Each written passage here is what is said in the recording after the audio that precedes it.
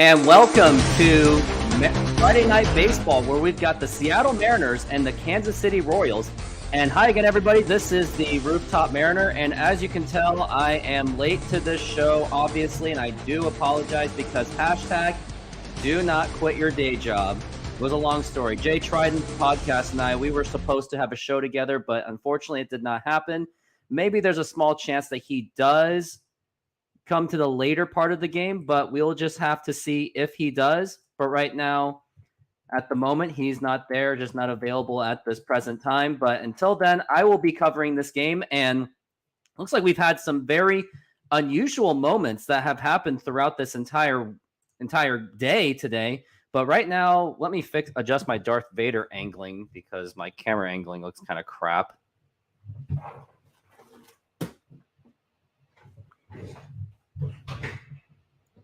All right, that should be a little bit better. And yes, I am trying the camera just a little bit differently.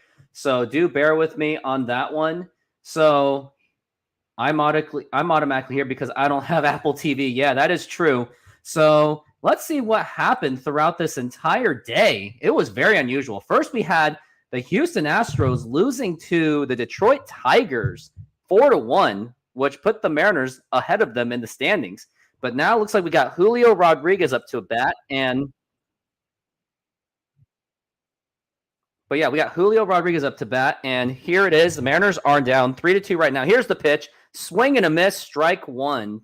And Julio, he was part of the offense that scored.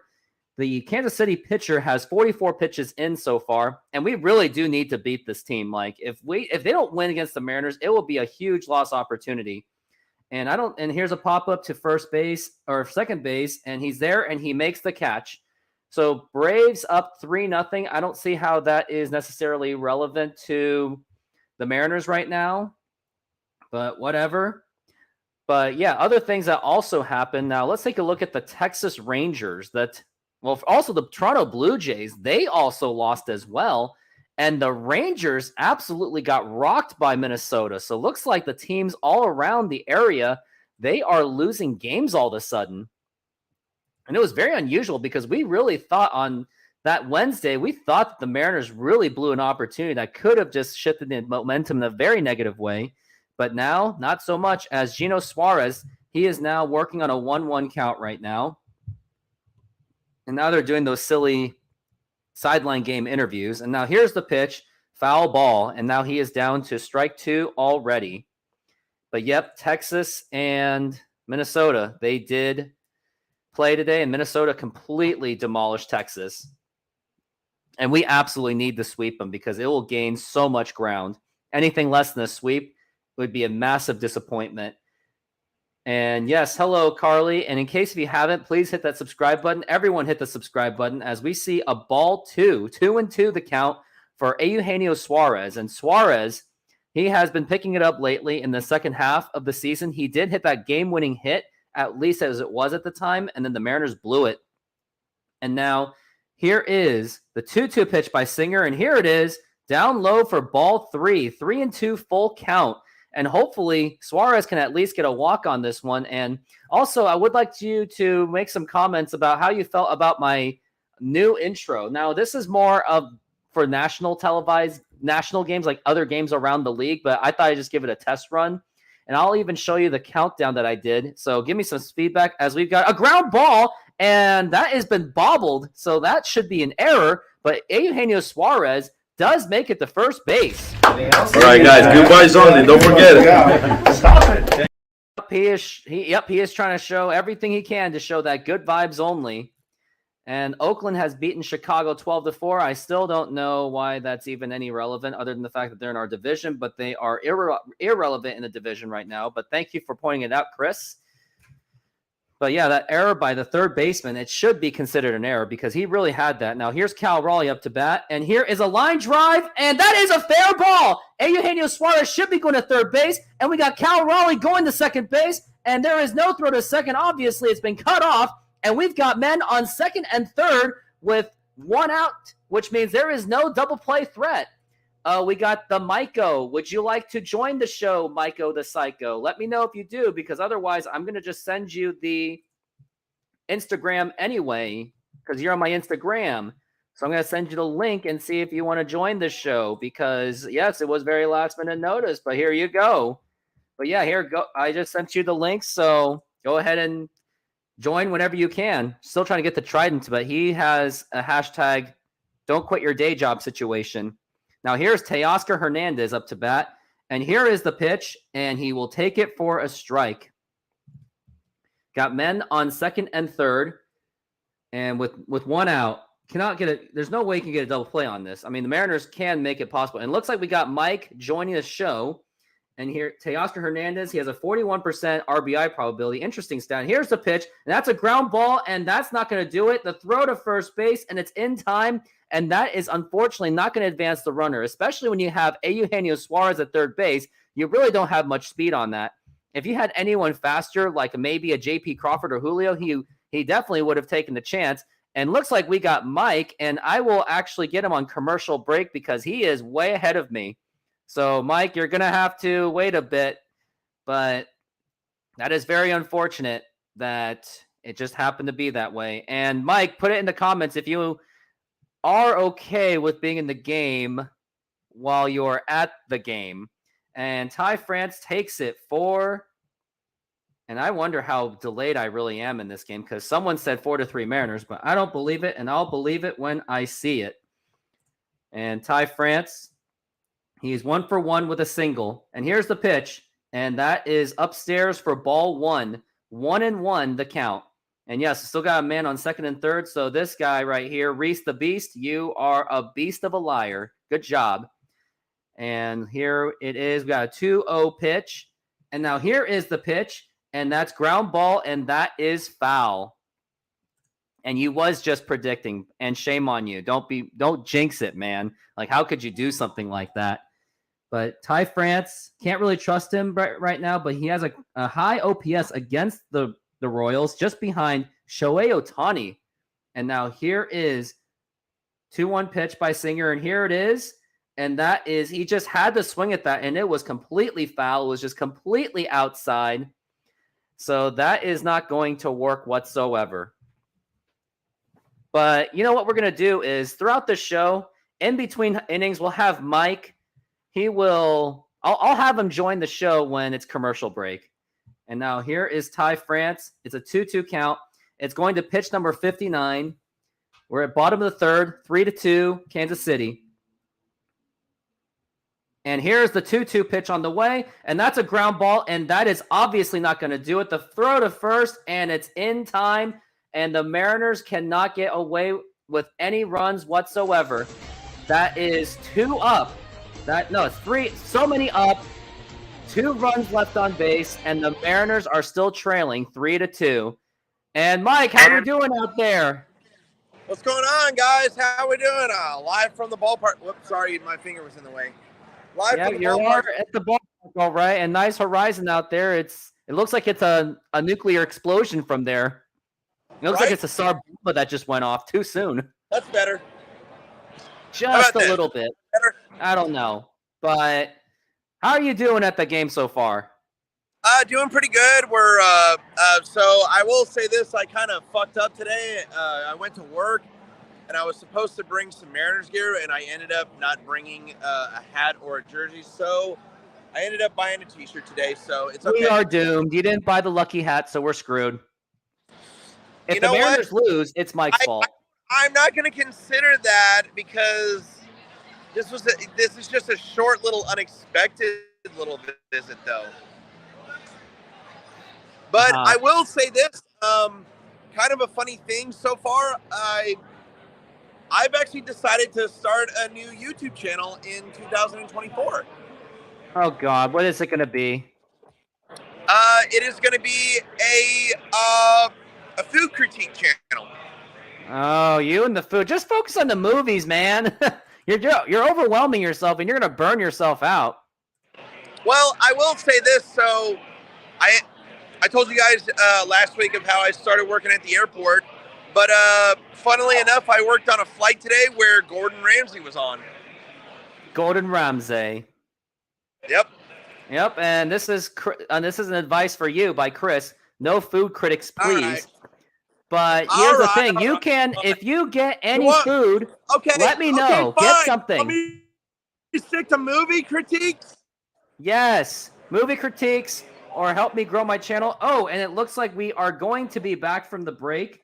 So I'm going to have to let All you right, go because fine. you are Jeez, way too God, far ahead. all of you guys. You guys. Well, actually, no, Okay, you're fine, on. if you Actually, I guys don't need wanna to be- let you go because you're actually not even watching the game anyway. So, but when you're back on your seat, I'm going to be like, okay, Mike. Hey. And he just left just like that. And here is the pitch from Miller, and that is going to be a strike. And that is a 0-1 count. In the booth is Ryan Rowland-Smith, former Mariner from 29 to 2010 or 28. And here is the pitch, and it's swing and a miss, strike two with a 95-mile-an-hour fastball. And in case if you haven't done so, hit that subscribe button to the channel as I'm at 640 subscribers, still need my 1,000. Here's the pitch, and that's a ground ball, and that is foul.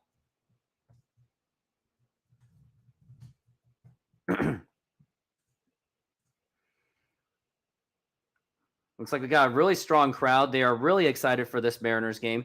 We've really got to see what they can do. And here's the pitch, down low, and that is ball one with an 86-mile-an-hour pitch.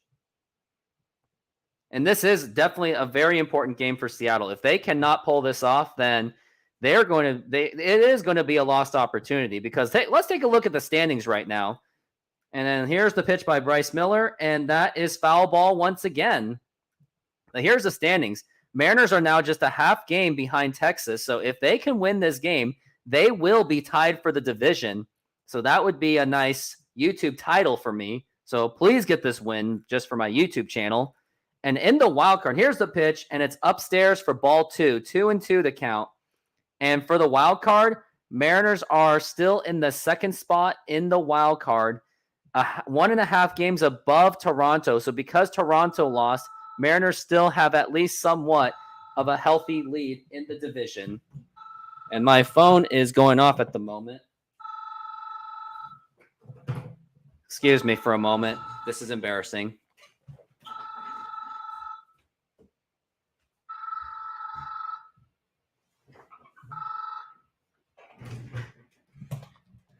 I actually thought it was a work-related situation. Looks like I didn't miss anything. And now here is the 2-2 pitch on the way. And that's strike three called. And what a strikeout by Bryce Miller. It was quite a battle, but Bryce Miller gets out of it. And yes, Reese Beast, I really do appreciate you being that first subscriber. Now get your friends over there and help me do that subscribing job because they would be very helpful to grow this channel. And here's my advice to you guys. So Jay Trident and I did have a moment where we had to cancel our show at the very moment because of work-related issues, and that's a ball. And if you want that to be much more prevented, go ahead and keep subscribing to that channel to help grow this channel because that is exactly what I need.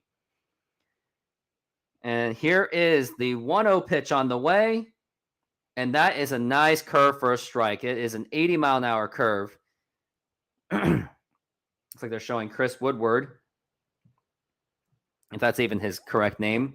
Bryce Miller's got his sign. He's got what he wants. And here's the 1-1 pitch. And here is a fly ball to center field. Julio going back, but he is there, and he makes the catch. And that is already now 2 down. But Bryce Miller is unfortunately at 71 pitches. And they're talking about the Mariners developed young arms draft round and year. George Kirby was a 2019, Logan Gilbert 2018, Hancock 2020, Bryce Miller 21, and Brian Wu 21. 3 of them were first-round picks.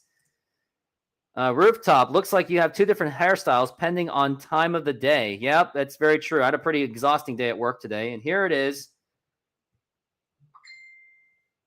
And that is going to be a ball.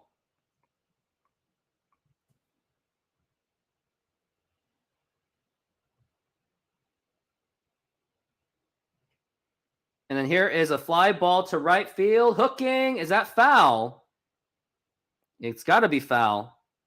Oh, no, it's not going to be foul. It's going to be a double to second base. You couldn't tell from that angle if that was fair or a foul. But fortunately, there are 2 outs. But here's the unfortunate thing. Bryce Miller is at 73 pitches right now. So he has been getting worked on today, and looks like they're showing the angle, and that is actually a foul ball. That should be a foul. If I were Scott Servais, go ahead and definitely challenge that. You got to challenge that call, or it's at least got to be a reviewable call. It's got to, yeah, Bryce Miller's definitely signaled that was a foul ball, but the umpires, now they got to be conversing. And until then, I'm just going to check how my subs are doing. So definitely, when you get the opportunity, hit that subscribe button. Looks like we got a Mets fan over here. Got nothing so far. Mets fan here. I believe at this rate, the Mariners are going to win the division. I'm rooting for you all. I definitely appreciate that, but it's really hard to imagine if that would happen, though. So we'll have to see. Where's the challenge flag? Yeah, we definitely got to get a replay. Looks like they're doing a replay review, so that is a good thing. So we'll see what the umpire says, but they are definitely conversing the call at the moment. I'm going to turn up the volume just a little bit to see what's going on.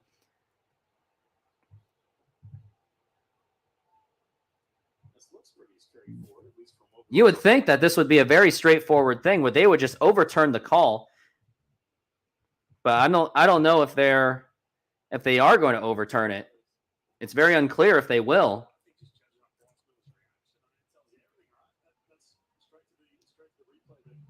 I mean, Seattle can find a way to completely mess it up too, just as capably.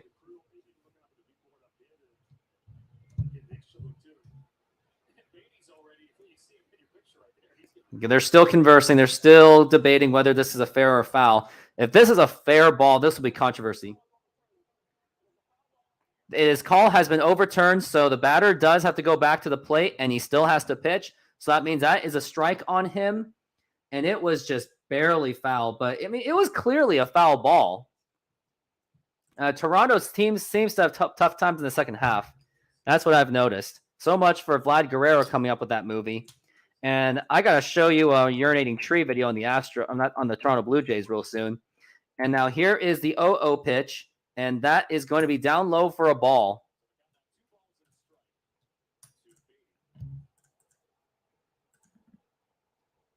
And Bryce Miller, he's got the pitch. And here it is. And that is another strike. So that's going to be strike 2. And Apple had their scoreboard off for just a moment. So that was a little bit odd. Bryce Miller, he's waiting for his sign. He's got what he wants. And here's the 2-2. Check swing. Did he go? He did not. So that's going to be a full count. 3-2. Bryce Miller now at pitch number 76. Y'all see the tree video on the Yankees? It was glorious. It definitely was. It shows that the Yankees have an absolute problem. Here's the pitch. And that is a fly ball. And that is hooking foul, fortunately.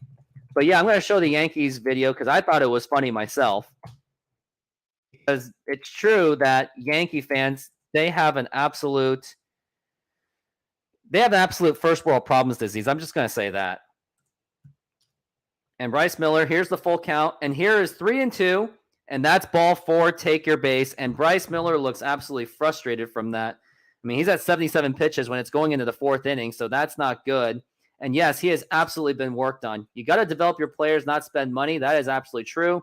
The Apple scorecard is cool, but they just keep messing it up. But yeah, Bryce Miller is definitely getting some work on, which is not good for a first game because that means it's going to burn through your bullpen. And now here is the pitch, and that is a fly ball shallow. That could be trouble. Julio, he is going to let it drop in for a base hit. I really do think he really should have went for that. I think he did have the range to cover that. But unfortunately now there are men on first and second with 2 outs, and Kansas City is still taxing on them. And I would imagine like the 5th inning has definitely got to be the last inning for Bryce Miller unless he can get out of it. Now you got the pitching coach coming out to definitely have a talk with him. But yeah, it was a replay. Here was that little bloop single. It was a tough Texas leaguer. And I mean, I don't know. It was a nice little bloop. I mean, I really do think Julio could have at least made some kind of effort for that. The Yankees have a culture where only a World Series every single. Yep. I mean, I would like to have that kind of standard too.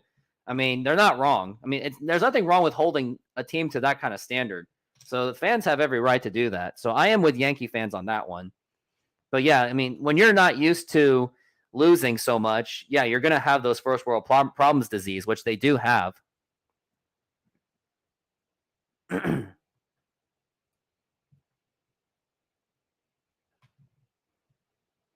78 pitches, top of the fourth.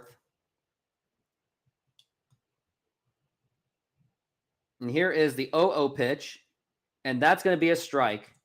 Yankees are finally bad. I am here for it. They've been short of the title and choke every year. I mean, they've had some troubling years, but they were at least above 500 in some of those years. Royals have like nothing to lose mentality. And now here is the 0-1 pitch on the way, and that is curveball for a strike, and they are down to their final strike. The one thing there is correlation between those two is the Cowboys fans and the Yankee fans. I will say this. People are mad about these two teams because it's based on something they did 20 to 30 years ago. So I would definitely move on from it because they've done nothing since. And now here's the 0-2 pitch, and that is fly ball, and that's foul. It was popped up and fouled. At least I remember when the last time the Yankees were, I think that was like 1982, last time they were actually horrible, other than the 80s decade when they had like Lou Piniella, Don Mattingly, and Ricky Henderson. And in case if you haven't done the subscribe button, go ahead and hit that button because I see some of you new faces out there. Never met any of you guys. And now here is the 0-2 pitch on the way, and that is a line drive, and that is caught by Eugenio Suarez, and that will end the inning, and he does deserve something like this. All right, guys, goodbyes only. Don't forget it. Stop it. Thank you. And now I'm going to show the urinating tree video about those damn Yankees. So let's go ahead and take a look at it. Kings. Now on to the video. Start spreading the news, boys. Yanks are losing today, and I want to be a part of it. Oh, I've been waiting a long time to say this. The New York Yankees are absolute shit. And if you're within 10 feet of a Pinstripes fan, it's apparently the worst thing to happen to baseball since George died. You can't go anywhere in real life or online without them bitching about the real and perceived faults of their franchise. Everything else in baseball pales in comparison to the disaster taking place at Yankee Stadium. Let me tell you something, and I'll say it loud for those of you bombed in the Bronx. I don't give a shit that the Yankees are garbage. I'm supposed to feel bad for you with all the times you've lorded over the rest of baseball in my lifetime? Bitch, I'm smoking this pack like I'm Red Auerbach. Do you know how long I've been waiting to shit on the Yankees for being terrible? For the rest of baseball, this is goddamn Christmas in August. The worst the Yanks have been this late into the season in decades. A massive losing streak full of embarrassment after embarrassment. Now, Yankees fans, let's escape this scenario. I want you to close your eyes and imagine a plate of chicken parm. Cheese bubbling with a crisp edge, panko breading and diverse seasonings locking in the juiciness of a premium boneless chicken breast. A healthy serving of linguine with homemade marinara sauce on the side. You take that first cut into its wholesome bounty and your mouth waters. You devour that beauty like it's no tomorrow. And then you end up vomiting nonstop a few hours later. That's the Yankees. Undercooked and rotten to the core. The theory of what their lineup and rotation could be was that chicken parm. With everything they've invested in the hitting core, the reputation of their big guns in the lineup, Aaron Judge got thrown at least 15 separate bags in the offseason because they know they can make a push. That and the fan base would have burned down the stadium if he left. All rise for Judge hitting towering bombs, single-handedly carrying this team to relevance and a date with losing to the Astros in a series. Even in the field, he's making plays that pop and inspire millions.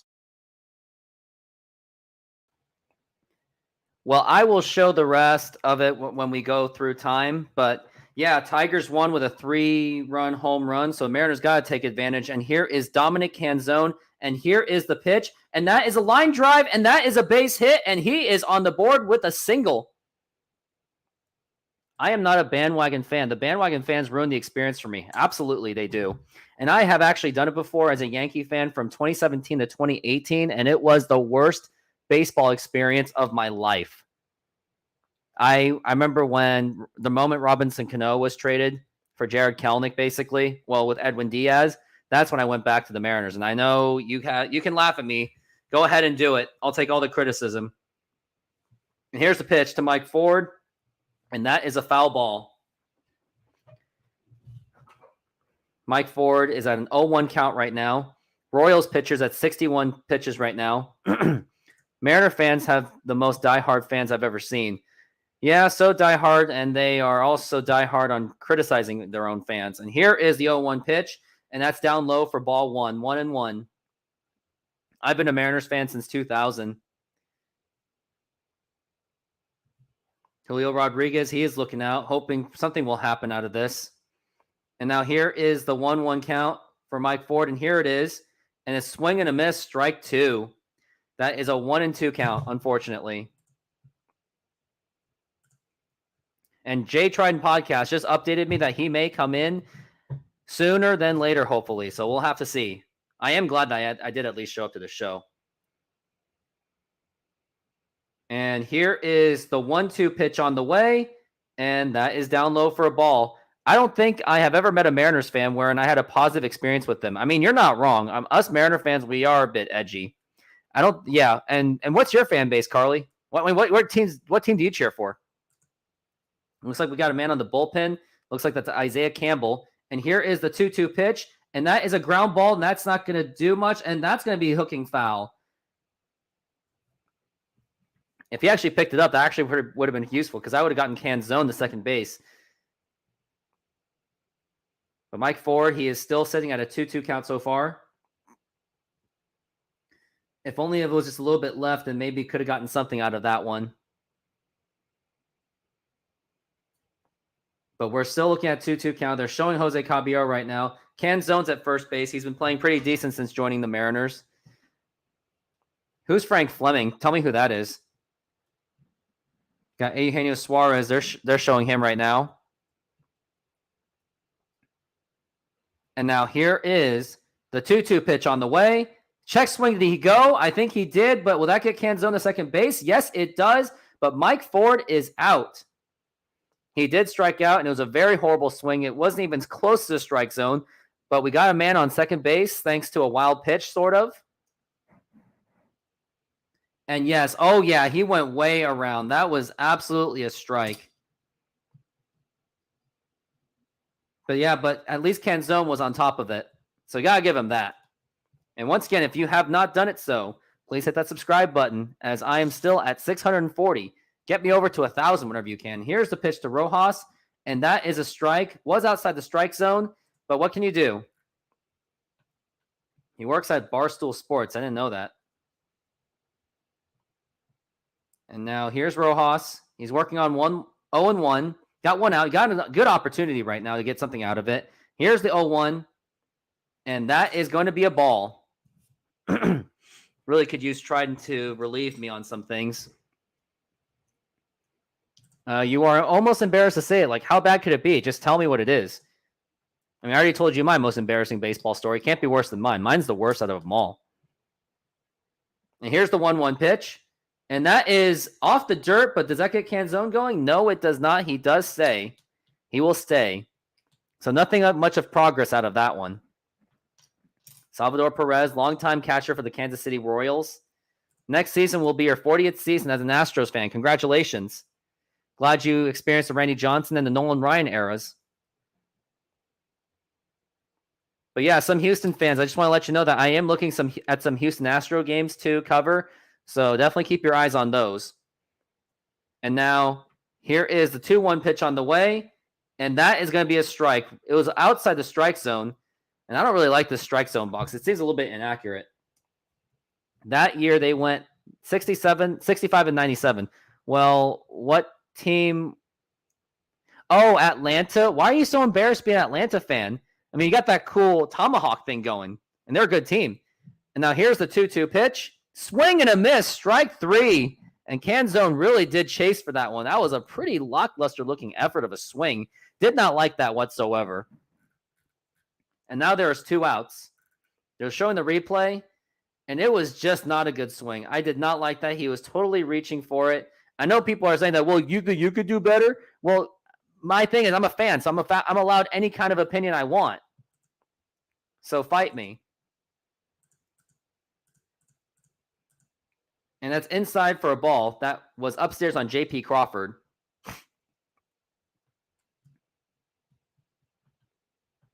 J.P. Crawford is 1 for 2 with a solo home run. He hit a home run earlier. He's hitting his career highs. Now here's the pitch. And that is in the dirt. And will Canzone go to third base? No, he's still staying at second base. And now you got a 2-0 count. I mean, old school Atlanta fans are not bad, but the ones on Twitter, especially the younger fans, are so bad to the point they made jokes and pictures about 9/11. I mean, 9/11 was a very tragic moment for everyone. And now here is the 2-0 pitch on the way. Here it is. And that's a 3-0 count. And now I would say it's a red light. Just take the pitch, JP Crawford, because we know it takes you quite a long time for you to strike out anyway. 74 pitches for Singer. He has been settling down since his struggling first inning. It's a 3-0 count. If I were JP, just take the pitch. No need to swing on this one. And here's the pitch. And that is a strike. And he was just right there, right on the knees. 9/11 jokes are all over Twitter. Yeah. And now here is the 3-1 pitch. And here it is. And that is inside for ball 4. And JP Crawford, he gets on base. Why do you like him? Because he gets on base. And now Julio Rodriguez is up to bat. Julio Rodriguez, he was part of scoring the run. I don't think he really did much in the last time he was up. He's 1 for 2 with a single, a run, and a stolen base. My least favorite team is the Dodgers. Would anyone like to guess why I don't like the Dodgers? Put it in the comments. And now here's the pitch. And that is a ground ball. And that it gets off the glove. Here's the throw to first base. And that is safe. And I think that is going to load the bases unless Canzone. No, he was. But it looks like he is still in the lead. And looks like he was trying to see if he could score. But looks like it did not happen. Hey, Rooftop, come watch some actual competitive baseball since my Rangers suck at the moment. Yeah, unfortunately. I was looking to... Yep, this person got it right. Sisters of Perpetual Indulgence. The thing is, I am Catholic, and for a team that was making fun of Catholics and honoring a group making fun of Catholics, I cannot support the Dodgers one bit. Even if all of my favorite players are on that team, even if all of my favorite Korean players are on that team, it's still not going to be enough. And Dodgers have been having a bad reputation ever since Tommy Lasorda left. He was a longtime manager until 1996. He was the only thing of the Dodgers I respected. Yep. Glad that we're on the same page. And us Catholics need to stand up, and even the Muslims got to stand up. And I know I'm trying to sound a little bit too political, and I don't apologize, but I mean, the Dodgers really did do it to themselves. They did get everyone politically charged about it. But now we got an 0-0 pitch happening so far. But nothing's happened yet. Looks like they're trying to review on whether Julio was safe or not. I mean, but yeah, he is safe. And here's Eugenio Suarez. And let's see if he can get anything out of it. And here's the pitch. That's outside for a ball. 3 balls away from scoring. Looks like we got some Christians and Catholics in this group. In the name of the Father and the Son, the Holy Spirit. Amen. That's what I'm doing. And now here is the 1-0 pitch on the way. And here it is. And a swing and a miss. I don't even know why he was trying to swing on the outside. Maybe it was the slider and he likes the outside pitches, but I don't think that was worth it. I heard Philadelphia fans are awful in general. I mean, they voted in a lousy senator. Eagles are better than the Eagles. Here's the 1-1. Down low for a ball. Wow, we have so many Catholics in this thread. But I'm not going to be doing any preaching. It's not what I do. I just show up to church every Sunday. Why do you hate the Ace fans, Chris? And here is the 2-1 pitch on the way. And that is a line drive. Is that going to drop? That is going to drop in for a base hit. Canzone's already scored. And here is JP Crawford to throw the plate. And it's not in time. And we got a 2-run RBI single by Eugenio Suarez. What a hit by Suarez. It is now 4-3 Mariners. What a clutch moment for Eugenio Suarez. All right, guys. Good vibes only. Don't forget it. Good vibes only indeed, where he did get that RBI single. What a hit and what a moment. Great job by Eugenio Suarez. Mariners are now in the lead. A's fans won't shut up about their team leaving. I mean, remember us Sonics fans we kind of didn't shut up, and we're still not shutting up about it. We're still complaining about OKC, so I can still see where they're coming from. But here's the thing. If you're just someone working on a minimum wage job, what in the hell are you doing in Oakland? Move to Vegas and live there for cheaper. And here's the pitch to Cal Raleigh, and that is 1-1. I mean, we should all respect every aspect of religion. The thing is, when you have one side of the political spectrum that does not does not respect religions at all, they really should. Everyone needs to band together. Whether you're Christian, Muslim, Jew, Protestant, you got to all come together. And it's all upstairs for ball 2, 2-1. Yeah, I mean, Chris, I don't think you were around when the Sonics left, so you probably should just leave it. Let the Oakland fans be. The 4-game sweep absolutely did. And here is the 2-1 pitch. But here's the other thing, though. Oakland did not do themselves any favor. Their politicians did not do themselves any favor running that city. So it was the incompetence of that government that really did bring that city down. From what I heard, it used to be at least a half-assed decent city back in the 70s and 80s. And then whatever happened, everything just went downhill. I mean, Mariners could have the division, but they still got to win this game. And we got a 3-2 count on Cal Raleigh. So let's hope. And he's got a full count, which means maybe the runners can take off. I mean, unless if the bases were loaded, I'll say that. Well, let's take a look and see if they can actually score on this one.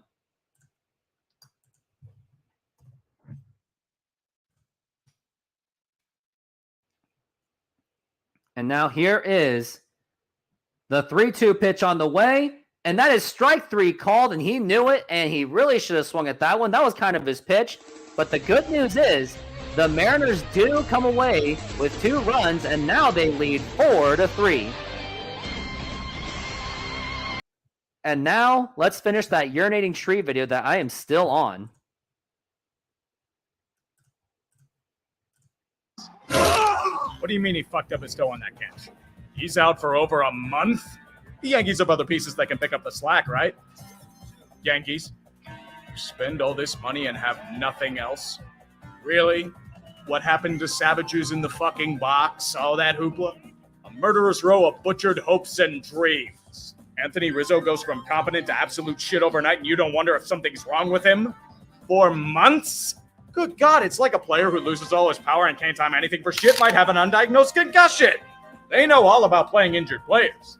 DJ LeMahieu hasn't recovered from his major one at the plate whatsoever. Giancarlo once again faces his kryptonite, the outside slider. Jose Trevino was good until he wasn't.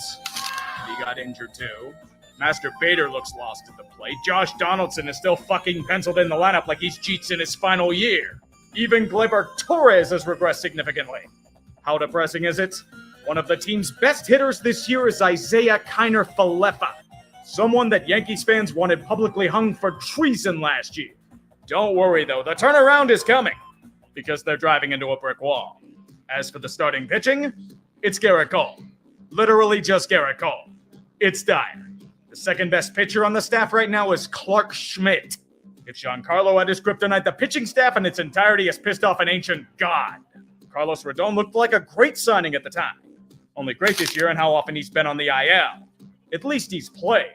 Frankie Montas magically brought Oakland shit with him when he was traded here. He hasn't even pitched in a game this year. And same goes for Efros and Trevino. Yeah, you remember, they were supposed to be on the team? Luis Severino went from the next superstar to making every hitter that right now. Yankees fans, that's why you're completely justified in being distraught over this team. But as a Pens fan, I'll warn you, no one cares for your plight. In fact, you're the same fuckers who told me to suck it up and deal with it when Ron Hextall was whacking this team with a crowbar. And I'll respond in kind. Oh, but Tree, the Yankees have expectations. They're supposed to be good. It's the worst situation in baseball. See, this is the kind of shit that makes the rest of us hate you. Hal might be worthless as an owner, but in the grand scheme, he's not even in the league's bottom 10. Oakland's going to lose their franchise. Baltimore's and Milwaukee's are getting a shakedown from theirs. The Angels are about to lose a generational talent. The White Sox exist, and Cincy's owners literally can't shut the hell up, but your situation is the worst. Oh, no. Oh, let me cry into your endless pieces of metal behind center field. You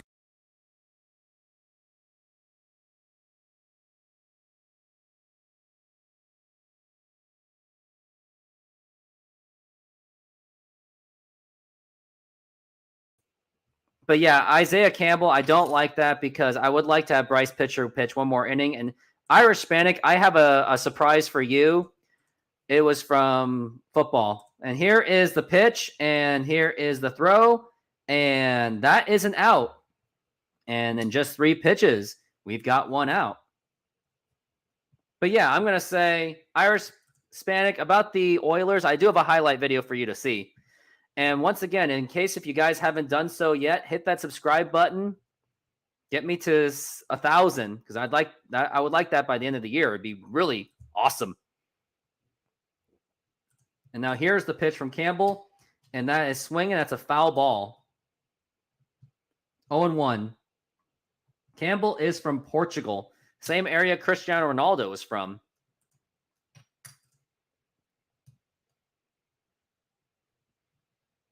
And now here is the 0-1 pitch to Campbell, or from Campbell, and that's going to be upstairs for ball 1. 1-1.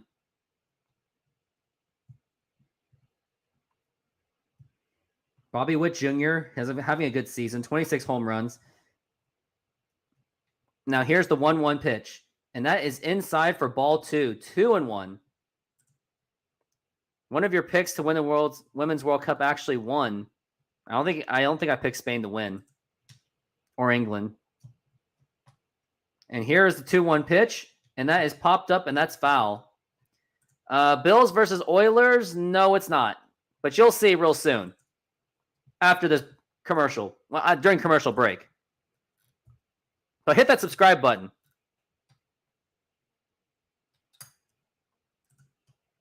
And now here is the 2-2 pitch on the way. Swing and a miss, strike 3, and we got 2 outs.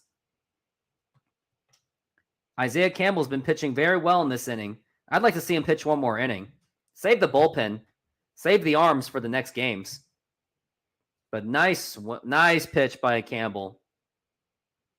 I know, Irish Hispanic. I'm not talking about you. I'm talking about everyone else that has not done it yet.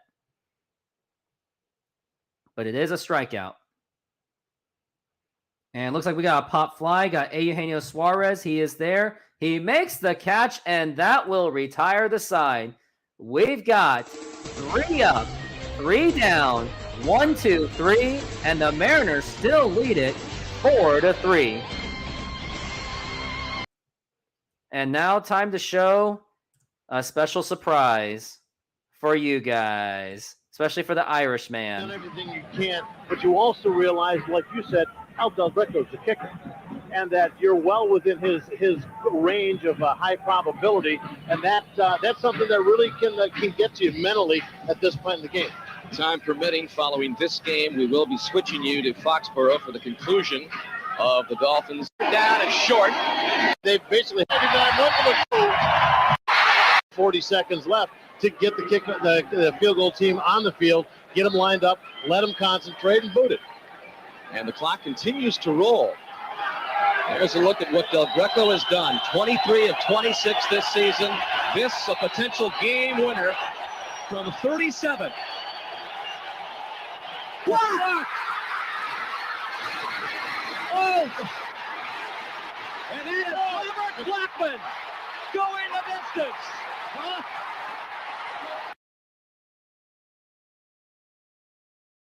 Yep, that's exactly what happened. Ultimately, yeah. Mike, come back to the show. I need you.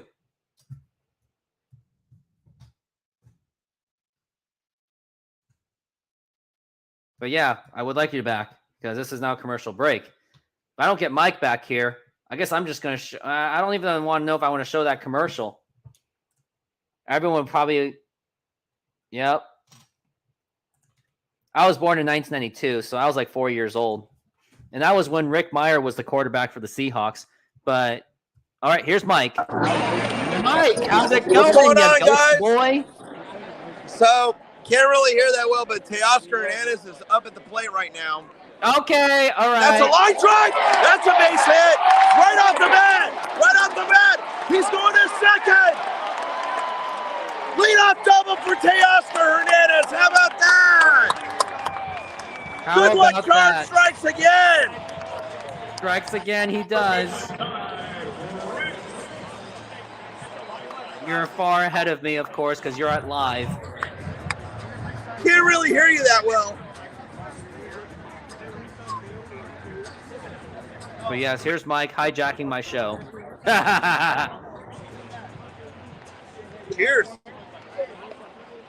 But here we go. Here's Ty France. It was 1996, Irish Spanic, 1996. Ty France takes a call for strike. And actually from here in the 300 level, it didn't actually look like a strike. Kind of looked a little high, but what are you going to do? Not much. Here we go as Ty France fouls that one off. But, hey, so I wanted to go ahead and put this out. So think about this, guys. Eugenio Suarez has 82 RBIs this year. Julio has 80. The Mariners could actually possibly have two guys that have 100 RBIs this year. Remember when we completely took that for granted in the 90s where like at least 3 or 4 of them were guaranteed? Third strike on Ty France, so that's unfortunate. But, yeah, think about this, guys. When was the last time that the Mariners had two guys with 100 RBIs? I'm pretty sure it was with Nelson Cruz and Robbie Cano. Yeah, I think it was the 2016 Mariners. But here we go. Here's Dominic Canzone. Takes a pitch low for a ball. How about this, guys? Did you guys ever think that I would be doing this podcast live from the stadium? I mean, at some point it was kind of figured that you would. So. Dominic Canzone takes a called strike right there. So it's 1-1. Yeah, I mean, I think it's kind of funny of how it was 2021, Mike. It was 2021. Oh, okay. It was Kyle Seager and Mitch Haniger, I think. Oh, wow. Okay. So that was my mistake. Sorry, guys. And that's crazy But that yeah, Kyle Seager, that was his last season, too. Like I was saying, it's kind of weird of how I'm kind of part of this podcast because, well, here's a pitch to Canzone as he swings and misses 2-2. But real quickly, I want to give a huge shout out to all of Rooftops subscribers, all of Jay Trident subscribers who actually have come over to Ready, Set, Action commentaries. I really appreciate it. But also, I appreciate you guys. You know, whenever I come on this podcast, you guys are absolutely fantastic. 2-2 pitch. It's low for a ball 3, so it's full count 3-2. But yeah, I mean, Rooftop asked me on this podcast one time. We lost horribly. But ever since I've come on, I mean, it's been so much fun. We were the true turning point of There that we go! season. That's a base hit! There's a base hit! So Teoscar Hernandez had to hold at second. It was a liner. Dominic Canzone with another hit. Runners at the corners. Only one out. Wow. Canzone's been on That was fire. a rocket by Dominic. Yeah, pinch hitter, huh? And here we Dylan go. Moore. Dylan Moore is set. Clutch man, to come Dylan in. Moore.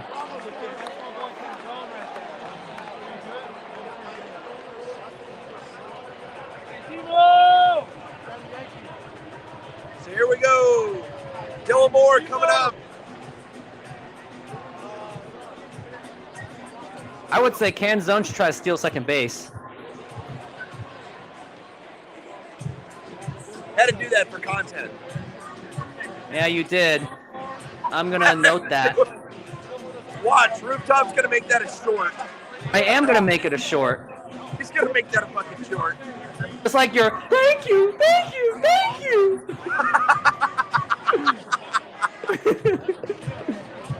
By the way, guys, sorry for the glare off my glasses. I can't help it. If I don't have my glasses on, I can't see shit.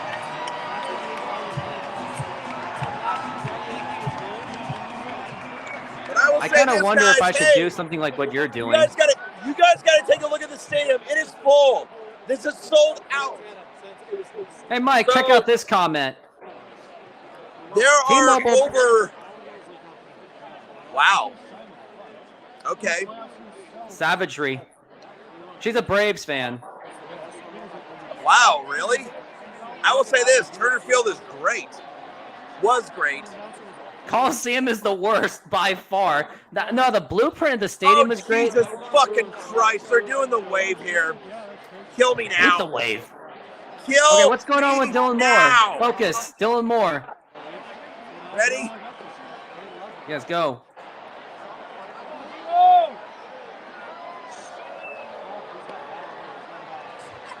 Hate the wave. I hate the wave. End the wave. Yeah, and the wave. And She the wave. hated Turner Field. Wow, a Braves fan hated Turner Field? Wow. No wonder they wanted the new stadium. Well, here we go. 1-2 to Dylan Moore. That is fouled off. But hey, guys, real quickly, you have to listen to this. You got to listen to this crowd. I mean, I don't know if you can hear it or not, Can't hear it great. but it's very loud in here. It is really loud in Definitely. here. Ah, the wave. I'm going to keep doing that. Sorry. So hold Took on. note of that. Let me look this up real quick.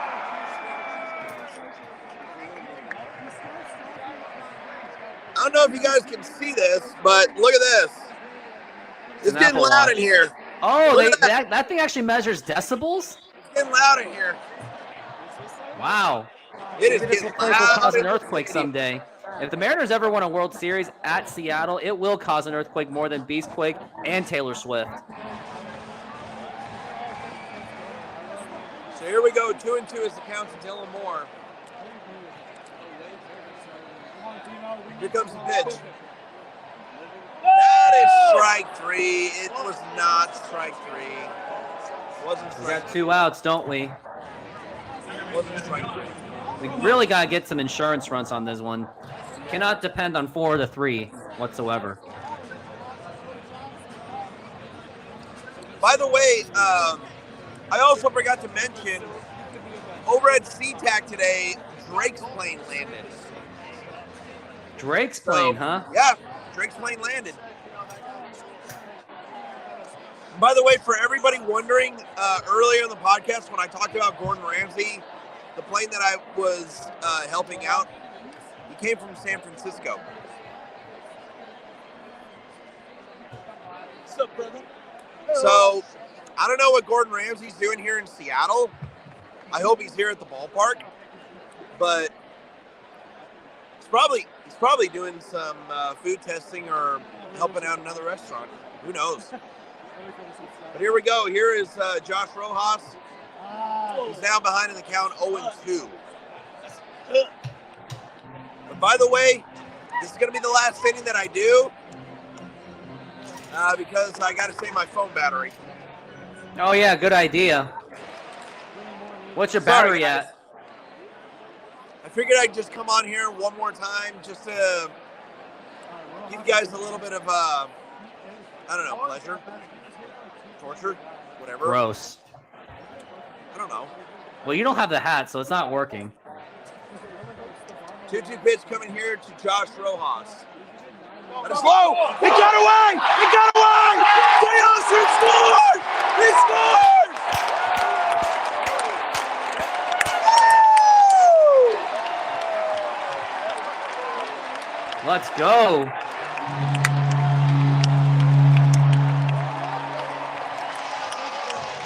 Wow. A wild pitch. The Mariners have a 5-3 lead. Perfect. That's perfect. Not yet. Still got to win the game. Can't do a 3-run jack when there's only one runner on. I know Reese Beast is being a not beast. Josh Rojas. Whoa, whoa, whoa, whoa. What happened? This way. That foul ball almost came this way.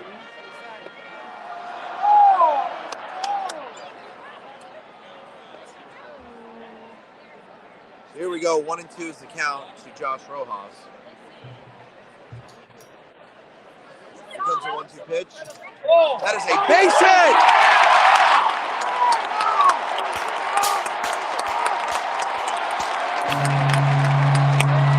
And the Mariners keep on scoring. I think that makes it 6-3.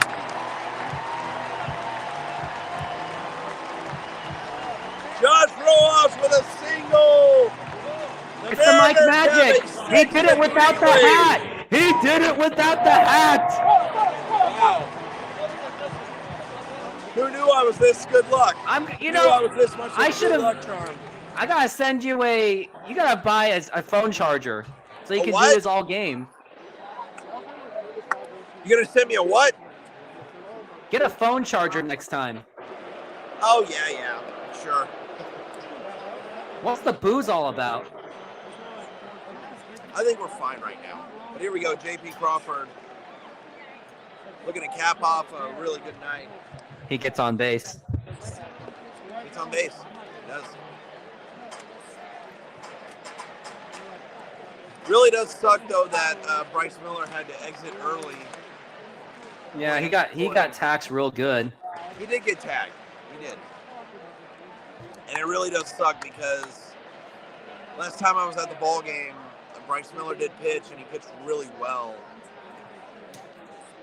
Definitely get a portal charger. It's a great investment. All right, I get it. JB takes a look at ball 3. Or, excuse me, ball 2. Oh, you got me all excited for nothing.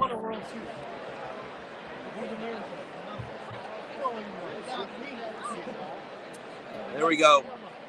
2-1 pitch coming up here. That is a liner. That's a base hit. Base hit.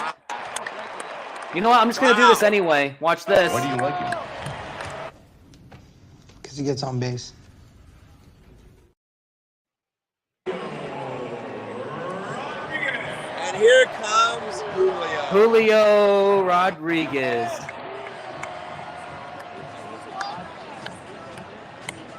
Well, it looks like that's going to do it for this pitcher. How's your battery right now? Wow. I guess the Royals didn't have the cocks for this pitching job. Get it? The pitcher's name was Cox. Great. Wow. Long ass inning. Really is. I got to get put on pause real quick.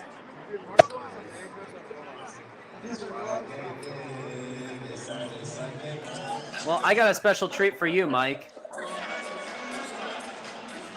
my God.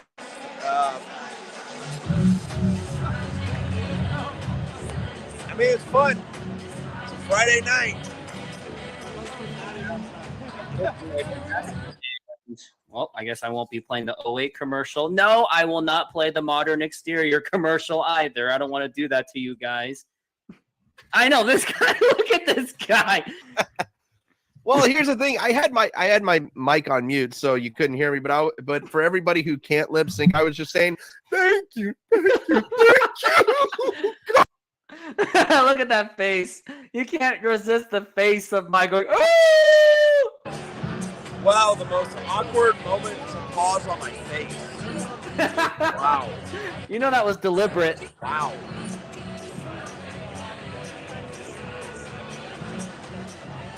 So if the Mariners make the playoffs again and we're at the game at the same time, are you going to do the same exact thing you did to me last year? Oh yeah. Well, if it's in the lips, I'm going to push. I'm going to shove you. With some tongue. With some tongue. I'm not gay. Only women are allowed to do that to me.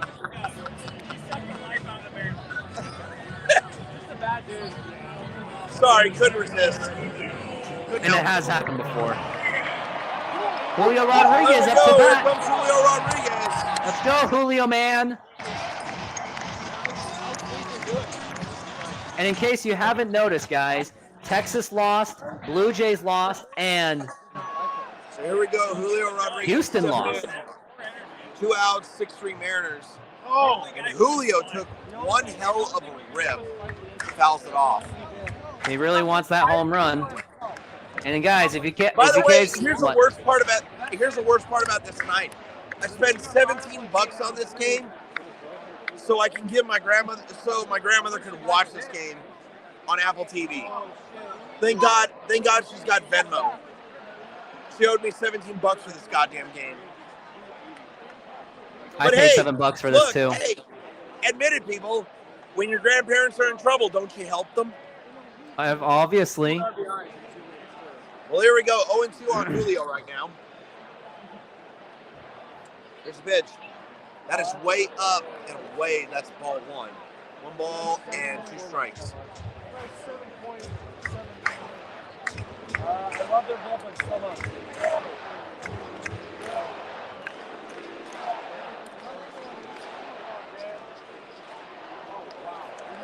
That's ball 2. I just missed the pitch, but it is ball 2. That's up and in.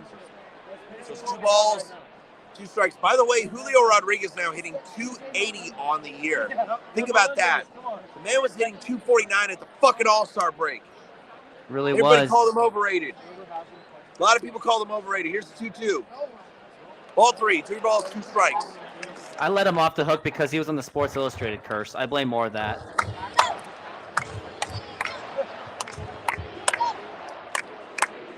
It's quite the environment there.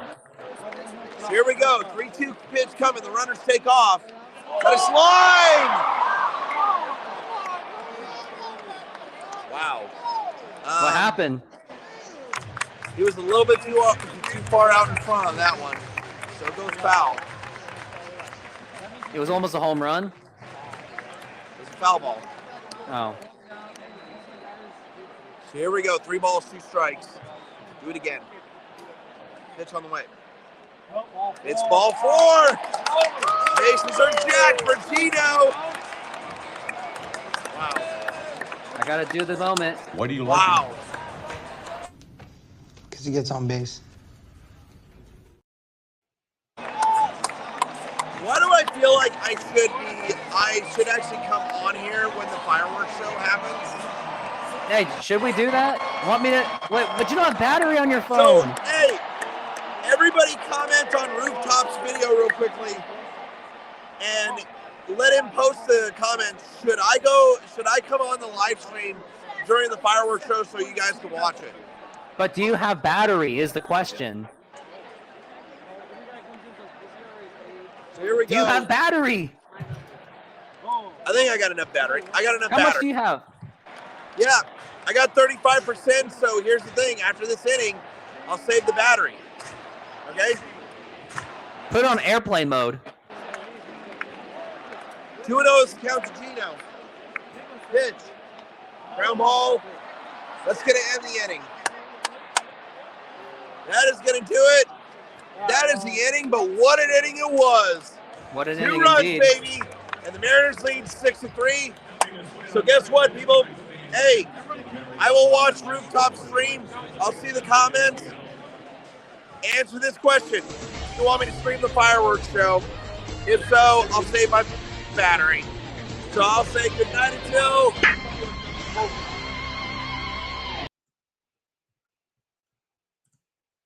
Well, and Mike is out. And, well, we are back to... Man, what do I got left to show? I don't think I really have much. But I hate to do this to you guys. But also hit the subscribe button before I do. Modern Exterior Solutions is a fully licensed and insured full-service exterior renovations company serving Seattle and East Side communities. We know that a home is one of your most important possessions. That's why we're committed to providing high-quality, affordable home renovations for each customer's individual budget. We're diverse enough to meet the challenges of any project you put in front of us. Our workmanship minimizes the use of third-party services, and our team works together to meet all your deadlines. Anytime there's a challenge, we work with you to find a solution. We're proud to work with distributors of quality brand products with durable, ample protection from the elements for a variety of applications, including James Hardie siding and trim. Talk with us today about your project's needs, and we can help you solve all the challenges along the way.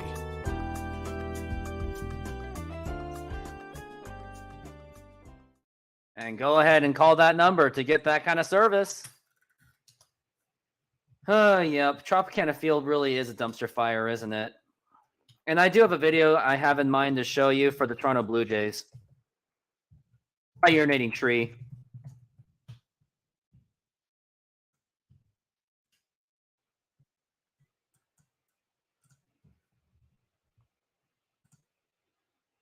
Yeah, well, that's fair enough. But he can also still do your windows too.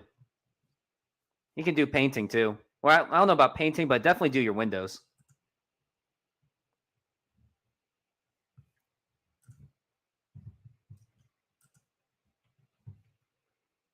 Toronto plays at Rogers Centre. Yep, a stadium that's been around since the late 80s.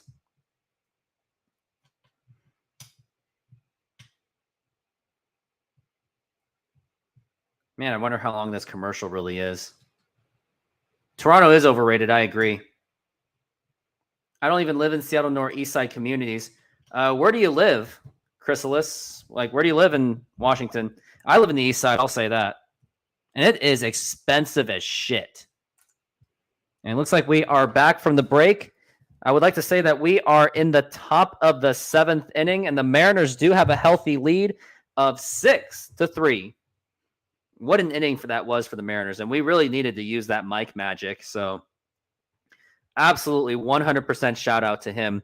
And if he does, oh yeah, King County is garbage. That's all I'm going to say. King County is garbage. Here's the pitch. And that is outside for a ball, and looks like Gabe Spires on the mound. Personally, I am not in favor of that. I would have liked to have Isaiah Campbell just pitch one more inning. But here is Gabe Spire, and here is the pitch. And that is a fly ball to left field, but that will be caught. And he makes the catch, and that is going to be 1 out. I know, all of Washington definitely is garbage. It is run by complete leftist corrupt. That's all I'm going to say. And as you can tell, I am nowhere near a leftist. And I'm willing to say that. Not afraid to say it at all. I would never dare to be. Like, if I ever move to Texas, I'll have a shirt that says, well, here's the pitch. That's me a foul ball. I will not Washington to Texas. You live in Bothell, huh? I actually hang out in Bothell a lot. I work there a lot. But yeah, here's the pitch. And that's going to be a strike. Strike 2.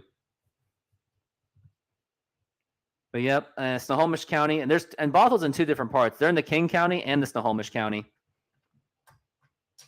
I work in real estate, so I would know, but that's probably much common knowledge anyway.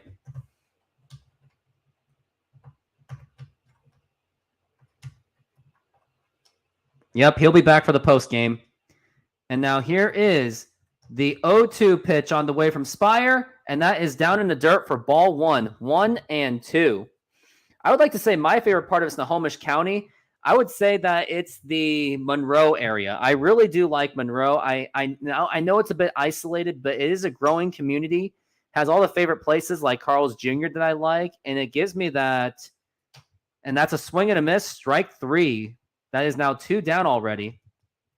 Yes, Chris, I do work at Best Buy as a backup job. Hashtag don't quit your day job. It's my backup quarterback. Yeah, Monroe is really cool. I do like Monroe. I have a lot of respect for that area. A lot of people have been moving there. It's really been growing like a mofo. And it does give me that. When I'm in Monroe, I feel like I'm not even in Washington. That's the best part. I actually have seen Do Not Washington, my Texas shirt. I should get you one. Hey, I'll take one. And yeah, if you can, hey, send me the money for it. Send me the money on this YouTube channel, and I'll use that money to buy it. And I'll even take a picture of the receipt to prove it on my Instagram. And here's the pitch. And that's going to be a strike, strike 2.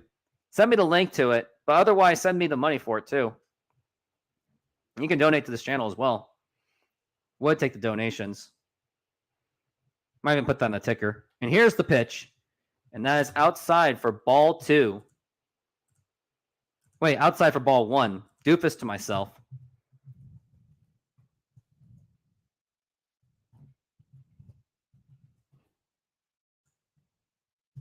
Here's the 1-2 pitch. And that is strike 3 called. And what an inning for Gabe Spire. Once again, another 1-2-3 inning. And that is 3 up, 3 down, and the Royals came up with absolutely nothing. And now I'm going to show you a urinating tree video because it reminds me of how much the Toronto Blue Jays have absolutely been struggling in this past stretch. Oh, so this season was the movie, was it, Vlad? I think we can arrange something to celebrate. Coming this fall, all of Toronto gathers to watch a simple game of baseball. He drives that one deep to right field. On its way, and it is gone! Or do they? From the creators of Shanadam comes a story about a team of brutal underachievers that fail to realize the true demons are within. That one is hit high to left field. Tapia going back, all the way back at the wall. It is gone! No matter where you are, no matter what you feel, you will choke. And he pulls that one into right field. That's going to be a hit, and it's going to put the Mariners ahead. Toronto stars in Blue Jay. Swinging a fly ball center field. Coming in, Julio. He makes the catch, and the ball game is over. Yup, what an absolute moment it was. Hey, Reese, Beast, and Chris, since you guys are in Snohomish County, we should actually, if you guys are comfortable with it, we should hang out somewhere. Take me to like your favorite restaurant somewhere. Let's go to like a restaurant or a bar that has a TV, and I'll live stream the Mariners game from there. And I'll let you guys in the show. But I just need to know if you guys are above 18. And because if you guys are 16, I mean, if it's the two of you and you're both are 16, yeah, sure, I can hang out. But if one of you are just 16, I'm not going to do that mano-a-mano stuff. I don't do that. But maybe I can bring some of my fans with me to watch the game, and then I'll do like some kind of like play-by-play from there. Would be a cool idea. Richard Sherman was pitching in the first pitch to Ken Griffey Jr. Interesting. And the Yellow Hydro won. Interesting. I'm a green guy, so don't call me casino all the way. And hashtag don't gamble. But here is Cal Raleigh. He's working on a 1-0 count. He's 2 for 3 with a single and a double. He's been playing very well today. Here's the pitch and ground ball, and that is foul. So yeah, Reese, Beast, and Chris, let me know. We'll hang out somewhere. But yeah, Cal Raleigh, he's 1 for 1. He has 12 pitches so far. Mariners are up 6-3. I only do in select situations. I don't even know what that means. And here is the pitch. And that is a line drive. And that is a base hit. And that's his third hit of the game for Cal Raleigh. He is absolutely on fire today. Now we got a man on first with nobody out. That is pitch number 13 for the bullpen pitcher. And now we'll have to see. I don't even know who's up right now, but we'll see it in just a moment. In case if you haven't yet, donate to the channel and subscribe to the channel as well. Help me grow this channel too, because I want to do this long term with Jay Trident Podcast and Mike.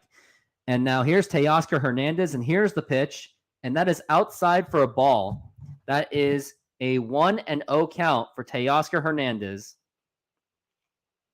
He's batting .259, 19 home runs, and 69 RBIs. Definitely an improvement in the second half. 1 for 3 so far today. And here is the pitch, and that is inside for ball 2, and that nearly got him in some kind of way. Jared Kelenic, drafted 6th by the Mets, traded to the Mariners with Edwin Diaz deal. Batted .168 in his first 2 years, but now .252 in 90 games. So he has been playing a little bit better, but it's just a matter of whenever he comes back. And now here is the 2-2 pitch on the way, and that's going to 2-0 pitch on the way, and that's going to be a strike. 2-1 the count. 16 pitches so far for the bullpen pitcher. And I remember I used to do a show like this, but now I'm putting my face in. And there's the general manager, Justin Hollinger. And here's the 2-1 pitch, and that is ground ball, and that is foul, and that's going to be a 2-2 count on Teoscar Hernandez. 2-2. He's got 17 pitches so far for the bullpen. showing the horizon of the T-Mobile Park, along with those 4 banners. I don't like that they changed the blue banner, though. They should have kept it at ALCS. Now it looks like we just have a participation trophies. And now here is the 2-2 pitch on the way to Teoscar, and that is foul ball. He is still fighting this off. They missed the foul ball, so they should be ashamed. Yes, absolutely they should. This Apple crew doesn't really do their job very well. Steve Jobs would be very disappointed. Robbie Ray, notable injuries. Robbie Ray, Marco Gonzalez, Jared Kelnick, Emerson Hancock, Tom Murphy, Evan White. And here's the pitch, and looks like that's a swing and a miss, strike 3, and that will be 1 out so far. And now here is Viva La France. Let's see if Ty France can actually come up with something, and it would be really nice for him to do.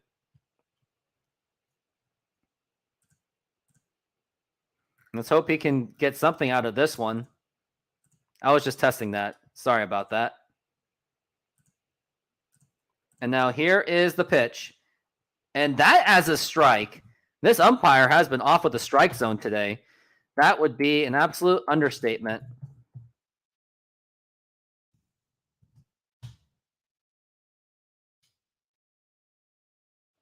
And now here's the pitch. And that is going to be a ball.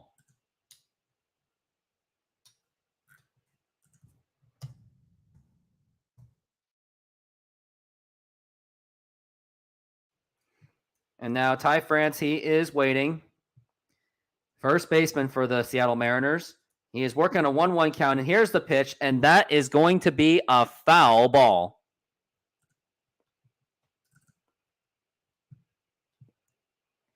It's a 1-2 count. He has 22 pitches so far.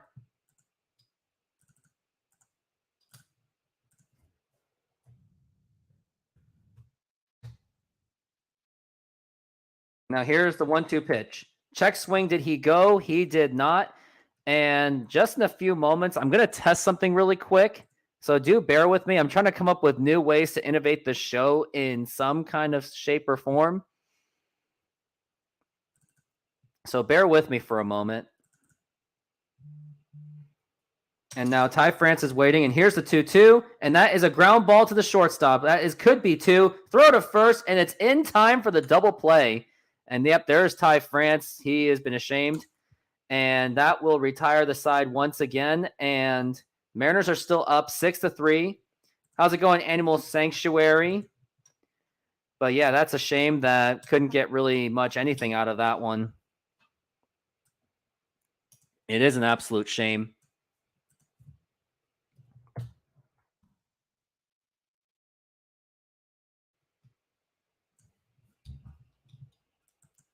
Yep, Ty France is an absolute double play master. If you want to show him how much of a master he is on double play, here's a picture to show that he is the double play master.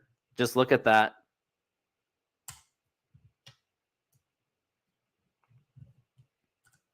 What a game this has been for the Mariners so far. And now I'm trying to see if I can show anything else. Don't think I really have anything else to show right now. Well, I do have something to show. You guys aren't going to like it whatsoever. Modern Exterior Solutions is a fully licensed and insured full-service exterior renovations company serving Seattle and East Side communities. We know that a home is one of your most important possessions. That's why we're committed to providing high-quality, affordable home renovations for each customer's individual budget. We're diverse enough to meet the challenges of any project you put in front of us. Our workmanship minimizes the use of third-party services, and our team works together to meet all your deadlines. Anytime there's a challenge, we work with you to find a solution. We're proud to work with distributors of quality brand products with durable, ample protection from the elements for a variety of applications, including James Hardie siding and trim. Talk with us today about your project's needs, and we can help you solve all the challenges along the way.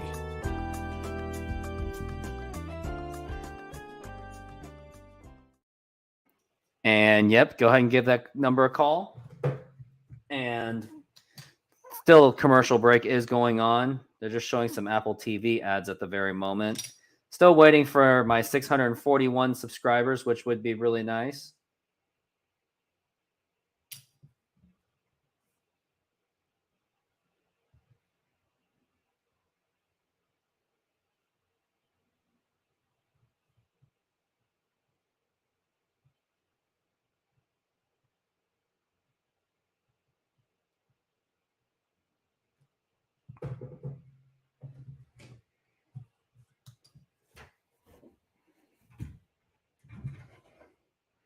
And looks like we are back from the break. They're showing Julio Rodriguez on the TV right now.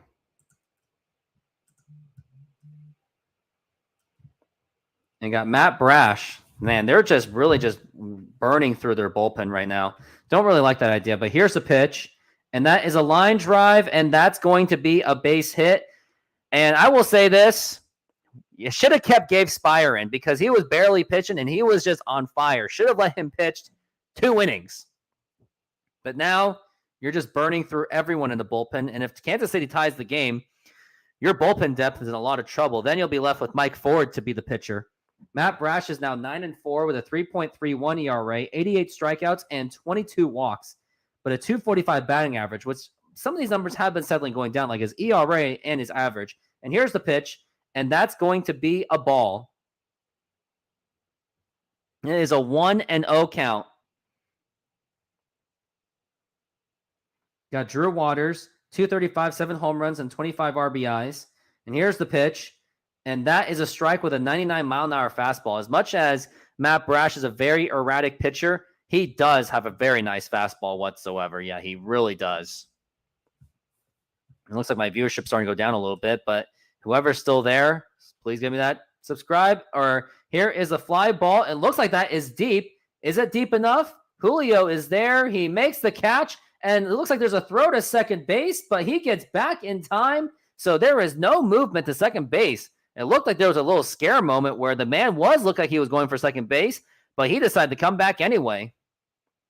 I am not at 643 subs. Don't freaking lie to me, Chris. Good one. That's an absolute good one. Oh, I am. Look at that. Thank you very much. Thank you for getting me 3 subs today. That's why I showed up. I thought you were joking just to make me happy, but thank you. And that is a 1. Oh, that was a strike. And that was outside the strike zone. I wonder who the 3 subs are. You better not be the fake accounts because, the YouTubes, they're just going to offset it anyway. But I better change that to 643. And here's the pitch. And that is a swing and a miss. But yeah, glad to be back at 643 and making some progress. Just 7 more, and I would have gotten 50 this month. And I would like to get another 50 more for the rest of this week. I mean, if you guys can get me to 700, DM me on Insta. You know what? I may do a promotion, and I'll announce it at the end of this commercial break. And it would be really nice if you can get that to me. Maybe I'll do it. Maybe I won't.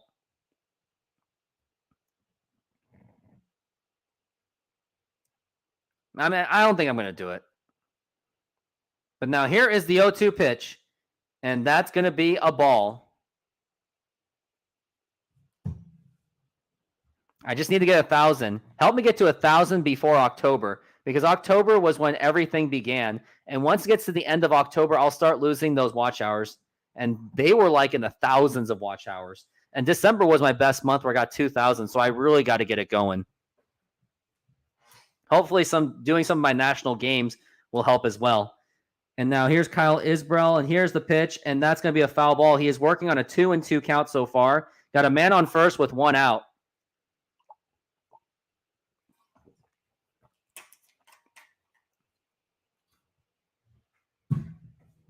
Eugenio Suarez being shown on the camera. It is Trident night. 6-3 Mariners. Here's the pitch, and that's ground ball and a foul. It was a bad pitch, but it looks like he gave him a freebie. It's a 2-2. It's pitch number 10 so far. Let's take a look and see if they can get anything done out of this one.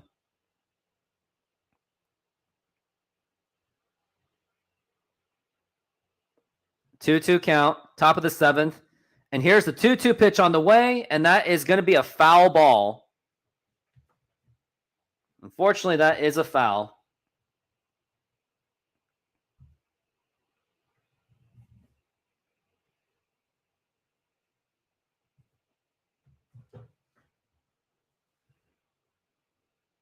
And now here is the 2-2 pitch on the way, and that's going to be another ball. 3-2.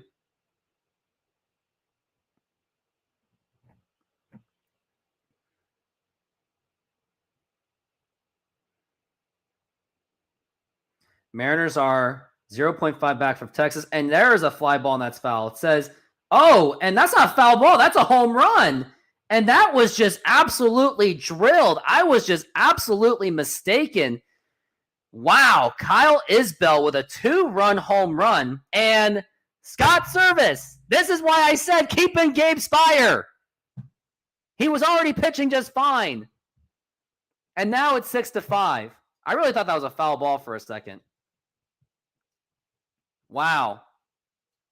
Mariners are now squandered their lead. Now it is 6-5, and it's really cutting it close. I mean, I'm telling you, Matt Brash cannot be trusted. Like, this is where you should have put just left Gabe Spire in there. It was doing just fine. But Brash, and that thing was just drilled to right field. And I really thought that was foul for a second, just the way he was looking at it. And there's the pitch. Garcia fouls it. And I will definitely say that Matt Brash should not be pitching the next inning. I don't like that they pulled Gabe Spire for that. And here's the 0-1. And that is a strike. 0-2.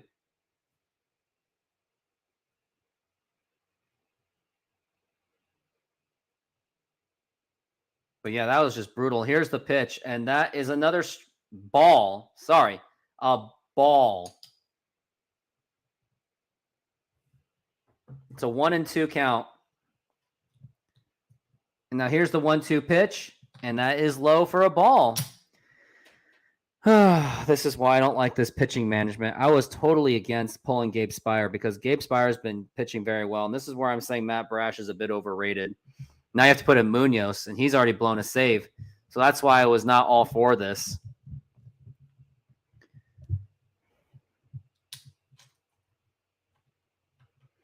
Matt Brash is getting a talk to by Cal Raleigh. I'm not liking this one bit.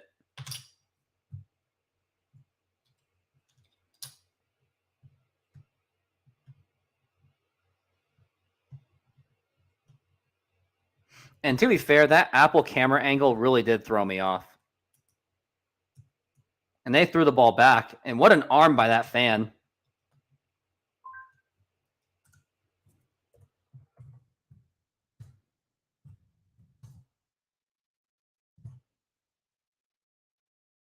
And that's going to be, is that playable for Cal Raleigh? Nope, that is way out of play. They're calling him the Matt Trash. Aviation says Matt Trash.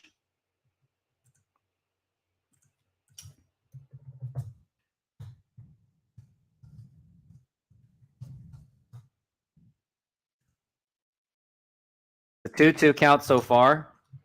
Top of the 7th inning. Let's get out of this inning. And here's a 2-2. And foul ball once again. Should have let Matt Brash pitch for the 8th inning. I would have had Gabe Spire pitch 2 innings. Matt Brash in the 8th and Munoz in the 9th. But it's something Scott Service doesn't really know what to do. Like, he has completely mismanaged this game. And here's the 2-2. And that is a fly ball to center field. Julio is there, and he makes the catch. And that's going to be 2 down for the Mariners. And Matt Brash is at 20 pitches. Just imagine, you could have been at just 20 pitches with Gabe Spire alone. Because he could have gotten out of this. And the Royals, they certainly don't know how to go away, but the Mariners have got to figure it out. Can't just play victim. Bobby Witt Jr., he's 0 for 3 with a strikeout in the 5th. Let's see if Matt Brash can get out of this one. Looks like that clock is really working against him. It's down to 5, and here's the pitch, and that's going to be a ball. He has a 32% chance to get on base. I mean, he has probably a 320 on base percentage. Captain Obvious. I don't know. Here's the pitch. And that is a strike. This umpire strike zone's been really weird. I mean, Matt Brash has been very concerning. This is where I have my problems. I don't like Matt Brash and Munoz. And here's the 1-1 pitch. And that is inside, and that nearly hit him with a 98-mile-an-hour fastball. And Brash is at 23 pitches. And just to think that you did waste You could have had at least Gabe Spire pitch 2 innings, or at least 2 innings. But of course that didn't happen, which I was not a fan of one bit. And now here is the 2-1 pitch on the way. Swing and a miss, strike 2. And there's only one more strike to go. And can Kansas City come up with a way to win this game? Or can Kansas City come up with a way to tie this game? Or can the Mariners come up with a way to get out of this inning to set up the offense to score more innings? And here's the 2-2. Check swing. Did he go? He did not. Rooftop for the manager spot of the Mariners. Yeah, I mean, I would have done better, I think. I'm a couch kind of fan, but whatever. Oh, and that looks like that did go over. Could that be challengeable? I don't think you can challenge a check swing. Nope, obviously you can't. It's a 3-2 count. You got 25 pitches. You got 6-5 Mariners. It's a really thin lead right now. This is a very vulnerable lead. And now here is Matt Brash. He is waiting. And here is a 3-2 pitch on the way. And that is foul ball once again. And they've really been putting Matt Brash on some work. Like I said, should have let at least Campbell or Spire pitch 2 innings. And now Matt Brash has pretty much been pitching 2 innings worth of the game. And now here is the 3-2 pitch on the way. And it's foul ball once again. And just awful. 15 and 147 record coming. I mean, no one's going to really do that. And now here is the 3-2 pitch on the way. And that is a fly ball. That could be trouble. Lots of running activity. And Julio, it did not get to it. And now that's going to get someone at least to second base. He's already going to third base. And that is a triple for the Royals. And now there is a runner in scoring position with 2 outs. And that was just I mean, you couldn't really get that, but Julio maybe should have gotten something like that. And he's kind of just steaming at himself. And what a moment. And now Scott Service is going to pull him out. Like I said, you should have kept Gabe Spire. Now you're just wasting another bullpen pitcher, and you better let him pitch in the 8th inning. And I can't really do the blindfold because I'm not doing a coach show with anyone, unfortunately, unless I have the Trident with me, but he's not on and available right now. But now this is very concerning. Like, I know I'm very concerned. Like, let me go over this. Isaiah Campbell pitched a 1-2-3. He pulled him out for Gabe Spire. Then he pitched a 1-2-3, and then he pulled him out, and he allowed Matt Brash to stay on for too long. And the amount of pitches he had, that would have been 2 innings worth of pitches. So I think you should have had any of those 2 pitchers pitching at least 2 innings because they would have been at 20 pitches anyway, but you still would have saved the arm of Matt Brash, and now you're just burning through your bullpen.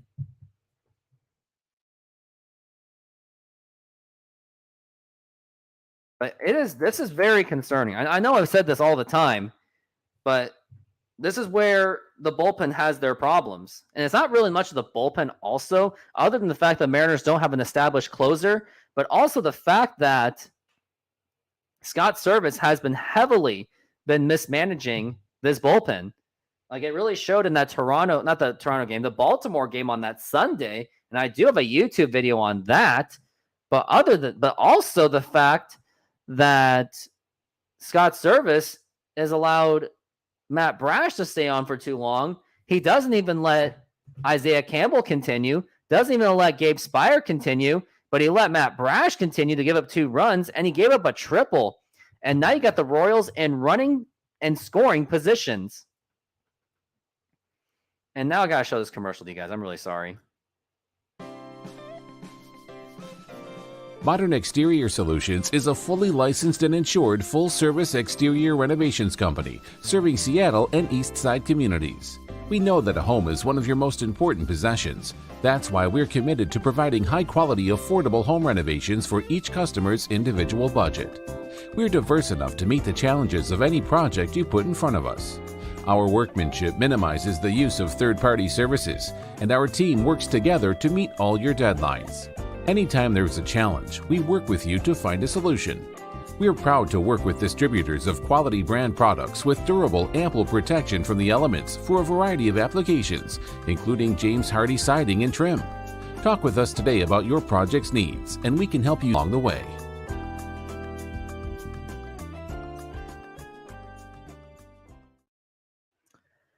And yep, we are back from the break. Very perfect timing. And now we got Taylor Saucedo. He is now pitching right now. Matt Brash had just an awful inning. And that's just definitely going to inflate his ERA. And now here is the pitch and a swing and a miss. Strike one. And I'm going to say this. You better let Sauce pitch the next inning. Don't burn your entire bullpen for this. 3-1 with a 3.26 ERA. And here is the pitch. And that's going to be a ball. Ball one.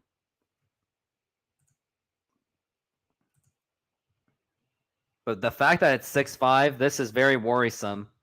Matt Duffy is 255 with 1 home run. And here's the 1-1 pitch. Swing and a miss. Strike two. 1-2 count. And now it's only 1 strike away from completing this inning. Can they get out of it? I don't know if they can. It doesn't seem like they can whatsoever. And here's Taylor Saucedo. And here's the 1-2 pitch on the way. And that is a ball. And usually the umpire does call that a strike. And I think that should have been a strike just the way he's been calling this game. Absolutely need to get this guy out. Reese Beast, you couldn't be correct. And Reese Beast, can you give me a suggestion for a restaurant in Monroe? And now here is the 2-2 pitch. And that is a ball. 3-2. And we've got a full count. And this bullpen has been absolutely struggling ever since taking out Gabe Spire and Isaiah Campbell, who are pitching very well. And now Sauce with a 3-2 pitch on the way. And that is a foul ball. I mean, I think you better get the new kid in there, Luke Weaver. Maybe give him a shot for be closer. Give it a shot.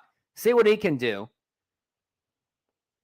But Sauce has been pitching 3 sliders and 3 changeups. Maybe get a fastball right on this one. Do it on the upper corner. Maybe do something like that. And here's the 3-2 pitch on the way. And that is right to Saucedo. Throws the first, and the inning is over.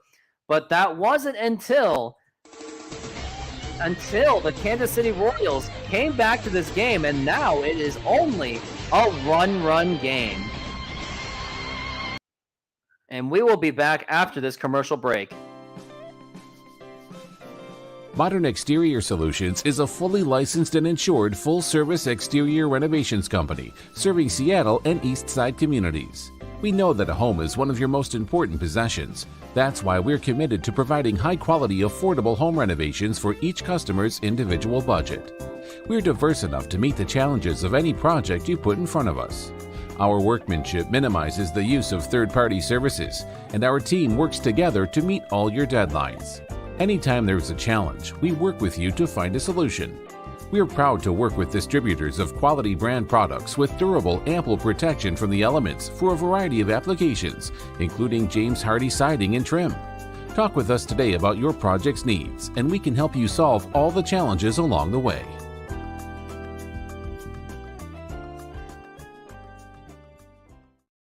And on top of giving that guy a call because he still has a business going, get me some subs.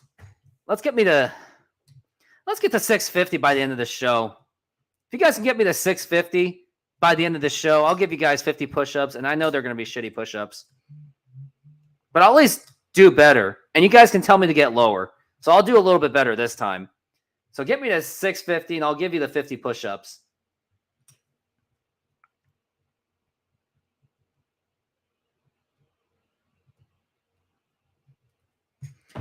And yeah, bear with me. I got to do some kind of rescheduling for my day job, and hashtag don't quit your day job. And I am looking to make some content out of that, where if I do have a show that is canceled because of that, I will make content out of it because I might as well make the best out of it rather than being a baby about it. I might as well narrate it just for some comedic value. So I'll be looking forward to do something like that.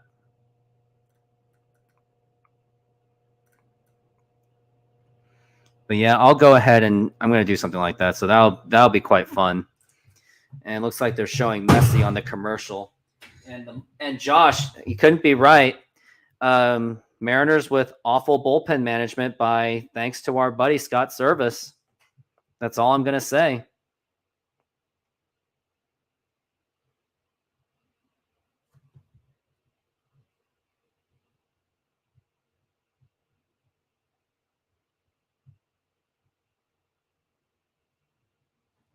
And we are back from the break. And here is Dominic Canzone. And here is the pitch. And that is going to be a ball. He always makes the questionable decisions, but is considered sacrilegious to talk about it. You're considered not a true Mariners fan if you ever dare to question Scott Service's moves. And that is a swing and a miss, strike one.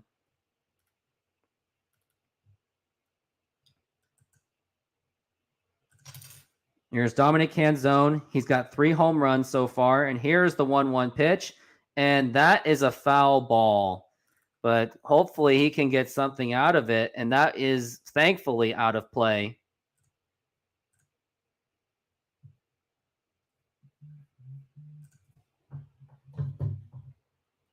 As you go into the playoffs with a gas bullpen, which is very true. And we have a very concerning bullpen.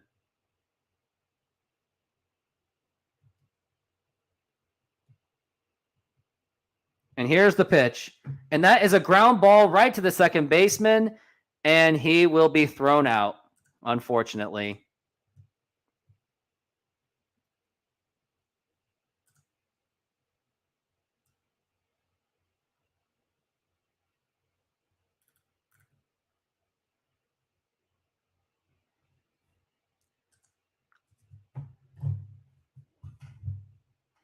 Yep, they're absolutely a gas bullpen right now. And here is the pitch to Dylan Moore, and that's going to be a ball. Did the most 70-win team suddenly forget how to play baseball? It seems as it's so. Got a really weird situation. And here is Dylan Moore. Here is 1-0, and that is a swing and a miss, and that looked like that was his pitch to possibly even get a home run out of it. But this is a very concerning time. Got Josh Rojas on deck. He's 1 for 3 with a strikeout and a walk. But can Dylan Moore get something out of it? And that was right down the middle for a strike. Rangers have lost 8 in a row, or is it like 9 now? Is that really true? The Rangers are in that kind of a skid right now? Is that even possible? Wow, they really have lost 8 in a row. That is just unnoticed. And here is a 1-2 pitch. Swing and a miss. Strike 3. And I'm telling you, the Mariners really got to take advantage of the fact that the Rangers have been losing 8 in a row. 8. But hopefully the Mariners can come up with something on this one. Would really like something to happen. Now Dusty Baker is probably not going to be back. Well, he should have just retired after that World Series. That was just more than enough for him at this point. And here's the pitch to Rojas, and he will take that for a strike.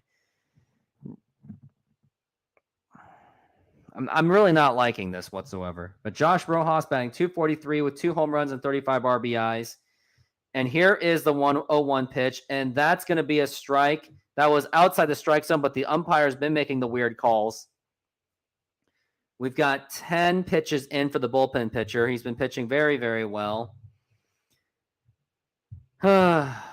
Can the Mariners just make something happen? Get some insurance run out of it. You got some tense Mariners fans there. They're just dead silent at this very moment. I mean, it is kind of loud, but I would be nervous if I were you. And here's the pitch, and that's a foul ball. Now, if the Mariners do lose this game, I say it was karma for your earlier short. Yep, you're not wrong, Josh. But I did say the Mariners can't possibly screw this up. Can they? Can they? Yes, they can. And I'll go ahead and show that short when I can. And Mariners are still... And here's the pitch. And that is a ground ball right to the shortstop. Throw to first. And that is in time. We got 3 up and 3 down.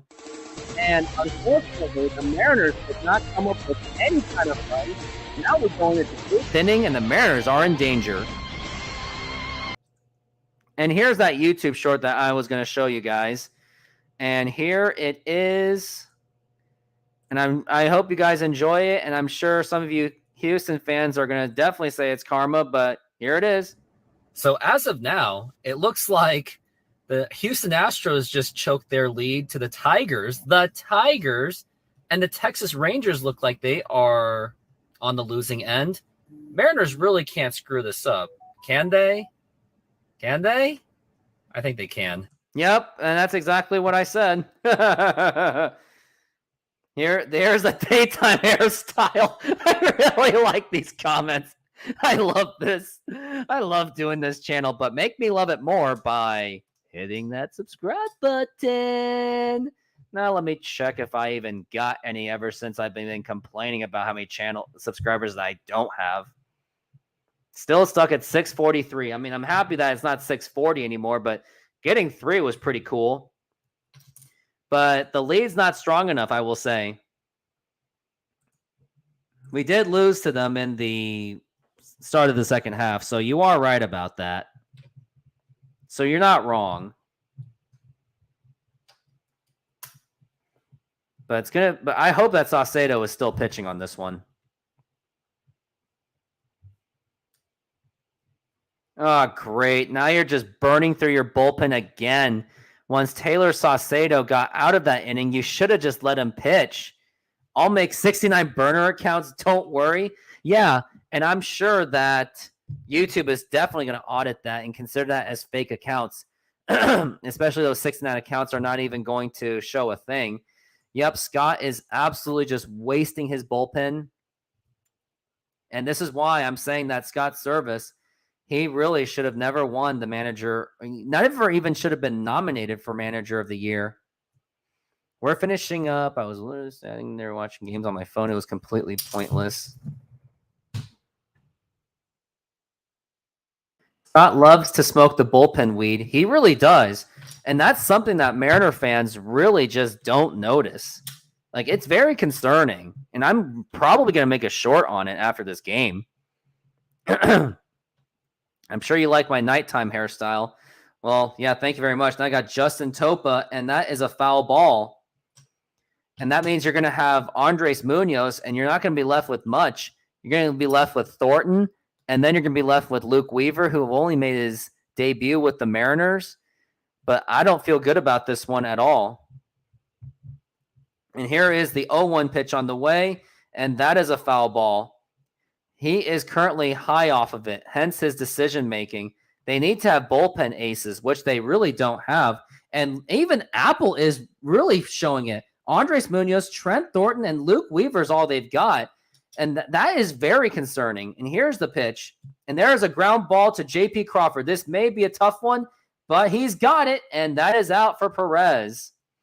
Got one out, and actually at this point, maybe let Topa, if he gets out of this really quickly, maybe let Topa get the save, because I don't think you can trust Andres Munoz to get a save opportunity, and maybe let Luke Weaver get the chance. Maybe it's too much of a situation for him, but he is still a veteran, so maybe give him a shot and see if he can get anything out of it. And here's the pitch, and was that a strike? That was a strike. It was a 94. Can Topa get this keeping going? And MJ Melendez, he's been pretty decent against the Mariners this year. And here is the 0-1 pitch on the way, and that is a ball. 1-1.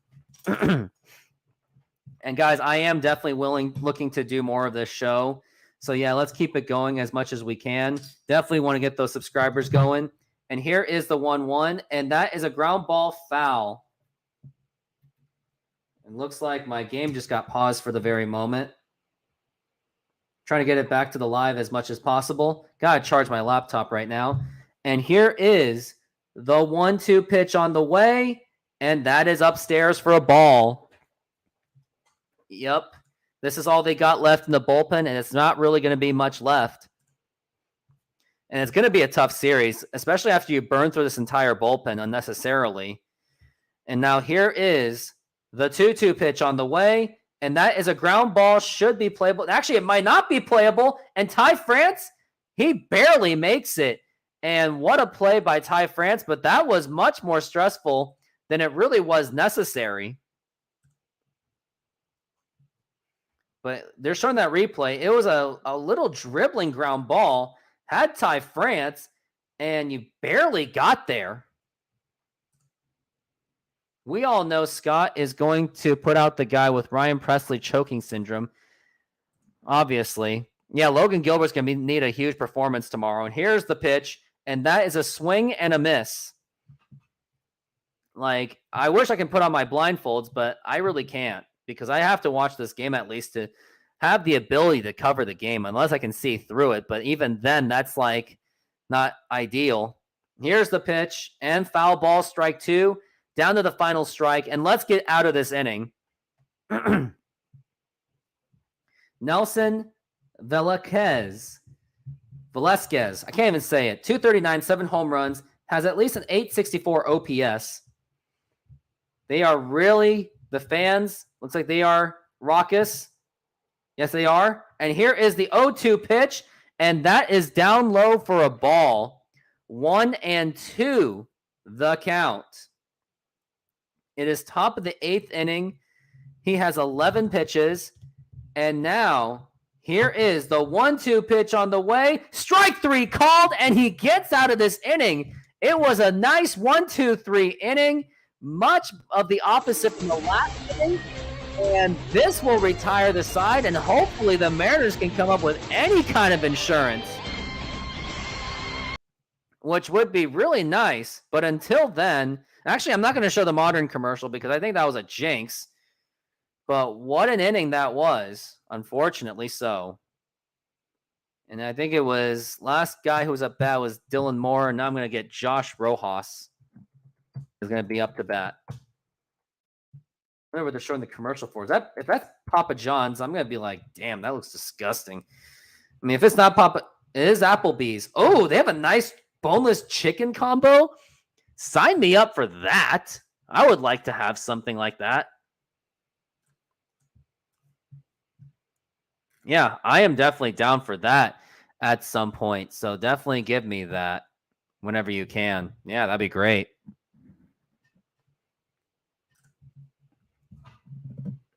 Roof, watch Scott take out Topa. Obviously, he's going to. He's going to put it in for Munoz, and then Munoz is absolutely going to blow the save. And to make me feel better about myself and this channel, hit that subscribe button once again. I am still at the 643 mark. So go ahead and make this happen, or donate to that channel if you can. Excuse me.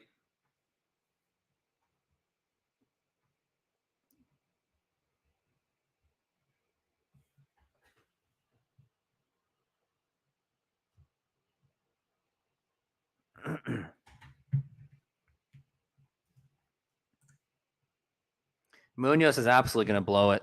This is the content I want. Applebee's. I want Applebee's. Hey, if you fans live around Washington, within Snohomish or anywhere, would you guys go to Applebee's with me? Let's get us a big ass table, show the Mariners game, and I'll do the game calling from there. Let me know if you're down. And if you are, DM me on my Instagram because I would love to engage with my fans to get me here. Let's make something happen. Let's do that. But other than that, subscribe to the channel. Mariners are up 6-5 only. Well, here is the pitch to JP, and that is a ground ball. Could that get him in the first base? And that bobbles the ball, and JP Crawford will get in the first base. What a lucky break by the Seattle Mariners as JP Crawford smiling, and he did get on base. Whew, that was a close one. And it looked like he actually had it, but then he just bobbled the ball.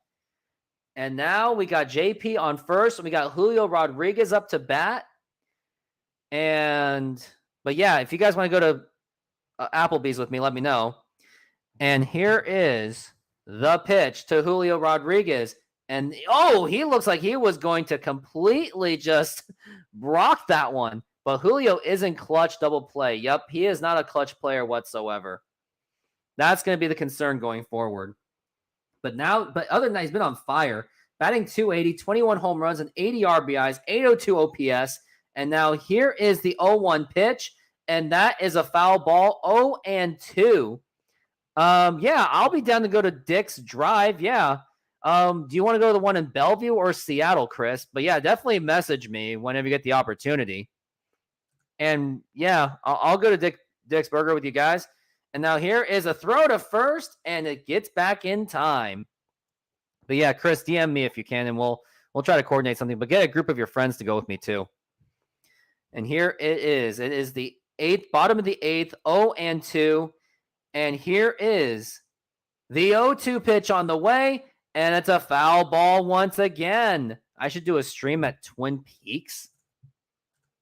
What is Twin Peaks? I don't even know what this is. Twin Peaks? Oh, Twin Peaks restaurants in Tukwila, or I guess. And then here's Julio with the 0-2 pitch. He is waiting for it, and here it is. And that is inside for a ball. But yeah, it looks like Twin Peaks is in Tukwila. Oh, I get it. I get what you mean. I gotcha. Thanks for letting me know. And now here is the 1-2 pitch for Julio Rodriguez. And that is inside, and that nearly hit him. Now it's a 2-2 count. To Scott, that is a crime to keep pitchers in for 2 innings. It is a crime, absolutely, except unless your name was Luke Weaver. And now here's Julio. 2-2. And it's strike 3 called, and Julio was just steaming at himself. He was like, fuck. Yeah, that's what he said. That's how he felt. And he was really frustrated with that. And it was barely a strike. It was just right inside the corner. It was a really good pitch because those inside pitches are killers. And if you can get those inside, do you think Ohtani will pitch again? I don't know. If he ends up having a Tommy John surgery, which is very possible, I don't think he will pitch again, which will be very unfortunate because Ohtani is one of the best players, is the best player in baseball. And here's Eugenio Suarez, 18 home runs, batting .236. Can he get something? And now here's the 0-1 pitch, and that is a fly ball, and that looks like it's in the gap, and that will drop in for a base hit. J.P. Crawford, is he going to be waved around home? And he is getting waved. His helmet fell off, and no throw to the plate, and the Mariners get the insurance run. It is now 7-5 Mariners, and the Mariners get the insurance, and what a double by Eugenio Suarez. What a clutch moment for the good vibes only. All right, guys, good vibes only. Don't forget it. Stop it. Something that we've absolutely needed, and now he has 3 RBIs in this game. First, what a great hustling effort by J.P. Crawford, and then what a great hit by Eugenio Suarez. He got that right in the gap, which was very deadly. They're showing the replay, and it was right perfectly in the gap where it was just not fieldable. And you knew that J.P. Crawford was going to hustle his way to home, and he did so much that his helmet fell off. Yep. Well, here's the thing, though. According to Riley, if he's a closer, then how is he going to do his bullpen pitching at the same time? And now here's the pitch to Cal Raleigh, and that's going to be a strike. It's a 1-1 count.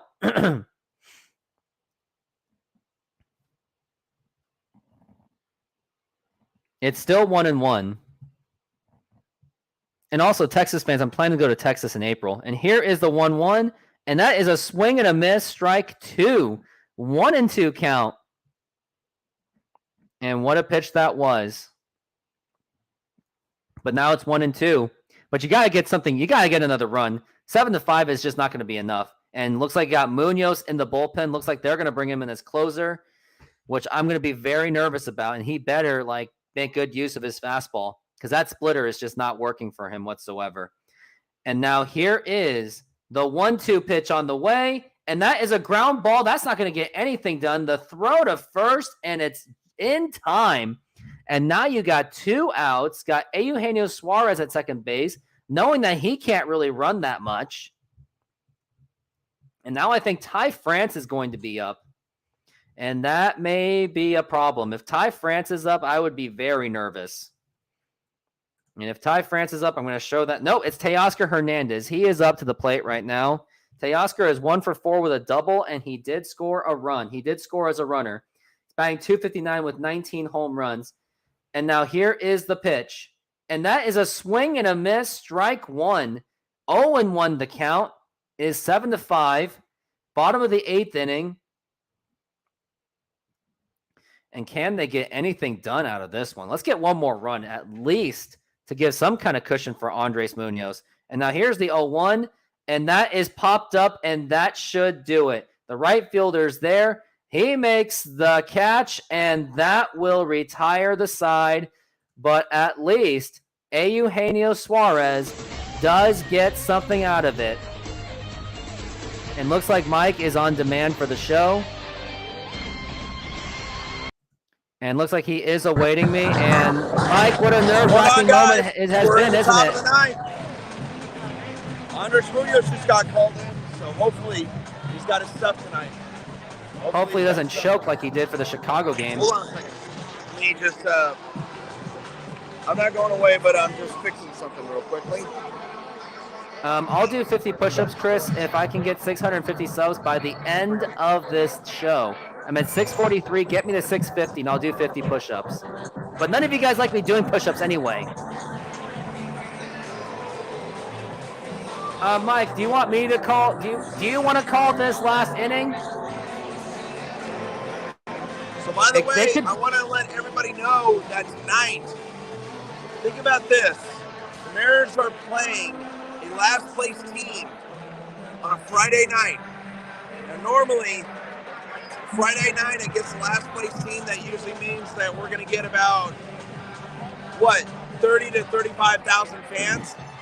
Tonight, with the Ed Sheeran concert across the street, the Mariners have brought in 45,000 fans tonight. So, huge shout out to everybody who's here. I have a very special question for you, Mike, though. What's up?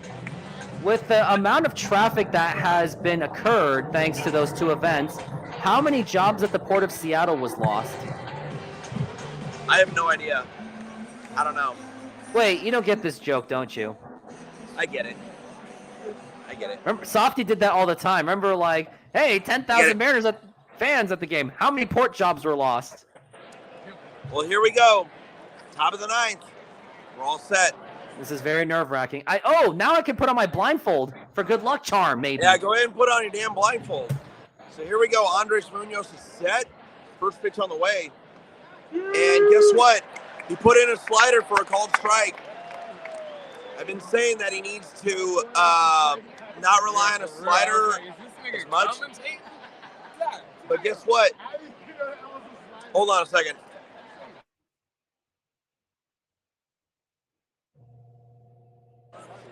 But anyway, how did you know it was a slider? I just want to know that. Because it was right up there on the scoreboard. Over there? Yeah.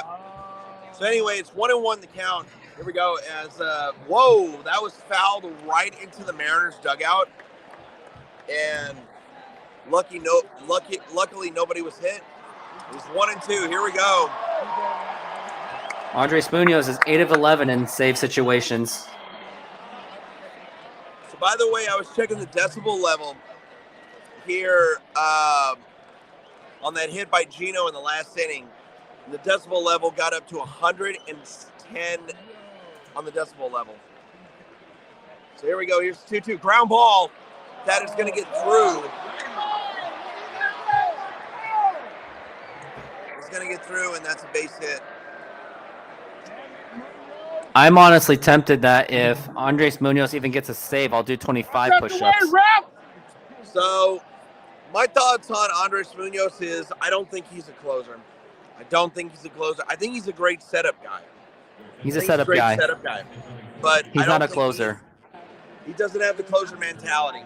Neither does Matt Brash. I think you should give it to Luke Weaver. Give him a shot for one game. Just one game. One game. All right. Just one game. I can see that. One play. One pitch. Here we go. Let's see if Andres Munoz can get out of this as he tosses a 99-mile-an-hour fastball in there for a ball. It looked like a strike, but here we go. Water's up. Here's the pitch. Fouls it away. And it is now 1-1. Andres Munoz looking to get a ground ball here. Probably get that double play and put the Mariners 1 out away from moving into first place in the American Tied League. for first because I think Texas owns the tiebreaker at the moment. I think it's head-to-head, right, for tiebreakers? We'll be tied for first place, but at the end of the night, it'll be the Mariners who actually hold that first spot in the standings on MLB.com. but it is 2-1 right now. Munoz has thrown 8 pitches, 4. Texas has a better differential. And that got away from Cal Raleigh, but great stop by Cal Raleigh. It is 3-1 now. And again, Andres Munoz is once again having control issues. Do you think that injury might have something to do with it? That injury might have something to do with it. But here we go. Andres Munoz is set. Here comes a 3-1 pitch on the way. And he swings and misses at a 99-mile-an-hour fastball. So here we go. We got 3-2. I'll be very curious if the Royals decide to send a runner. Munoz set the 3-2. That is fouled away. But wow. Riley, nice don't catch. go. Real quickly, that was a nice catch by that fan up there. Really was.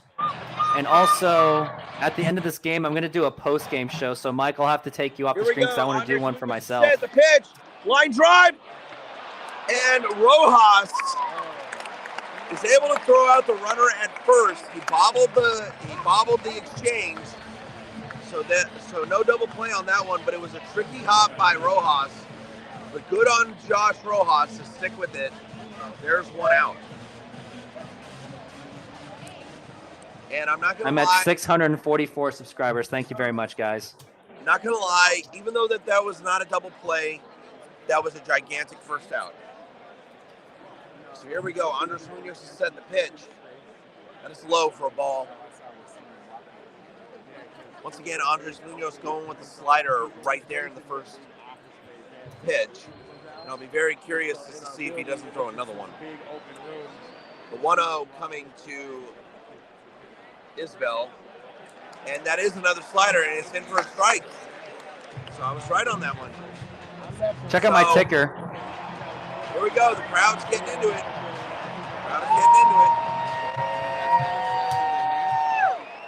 The 1-1 pitch coming here. Foul back. That was 98 miles an hour. And I don't know if I'm Andres Munoz. I kind of want to throw that fastball again. I want to throw that fastball up and tight to that lefty. So here we go. Andres Munoz is ready. 1-2 pitch. It is low for a ball, and it was a slider. I will say this, umpires are really huge strike zone. So again, Andres Munoz really favoring that slider. He's really got to try his fastball. really It's probably weird because he's afraid to use it. His slider has not really been his go-to pitch, but here we go. 2-2 pitch. Right here to Andres Munoz. The pitch. Fly ball. Uh-oh. Whoa. That was actually coming my way.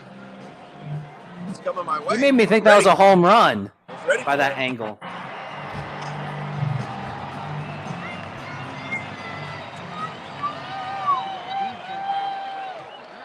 Here we go. Andres Munoz. He's come set. He's ready to do the 2-2 pitch again. The pitch. Foul back. They're really putting that wear and tear on him. If I were Scott Service, start putting in Luke Weaver. That was a great catch by that fan. That was a terrific catch by that fan. All right, Andres Munoz has got to throw strike 3 for that fan. He's really got to. So here we go. Munoz is set. 2-2. Low for a ball. It's 3-2. This is not good. And that was actually sinker that Andres Munoz threw. And here we go. Andres Munoz is set. The 3-2 pitch on the way. Ball 4, and now there are 2 on. And 2 on with 1 out. That was a strike.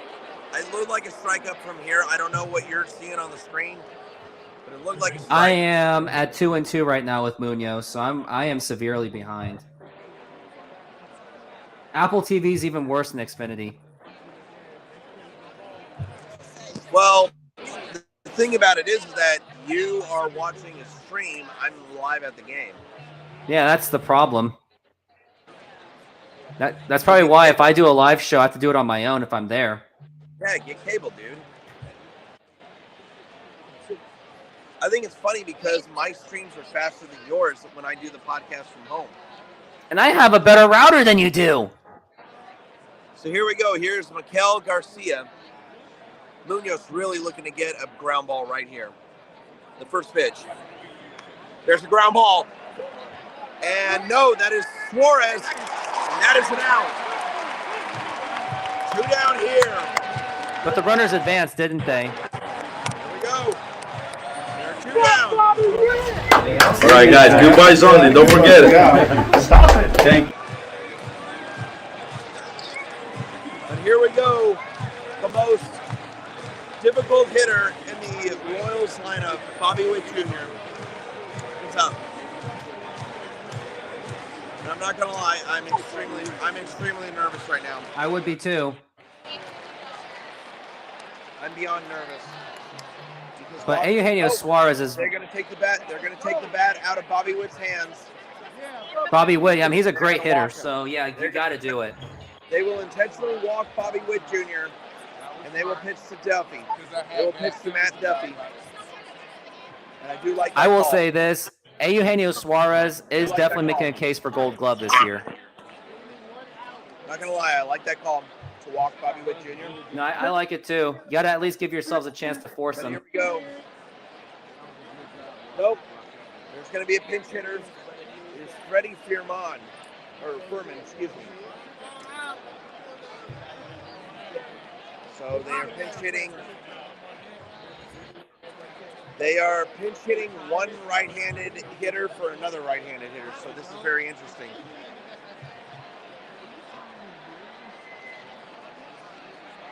So here we go. Furman. The bases are loaded here for the Royals. The Mariners are up by 2 runs. And Andres Munoz is looking to get that final out. I apologize, everybody, if my commentary is not up to par right now. But doing this live is even more stressful. And listen to this crowd. Listen to this crowd. They are getting loud. There's a strike. There's strike 1.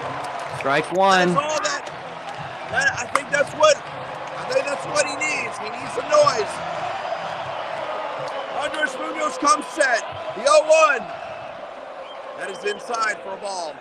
Hey, Mike, let's go to a game sometime on a Monday and do the show together from there.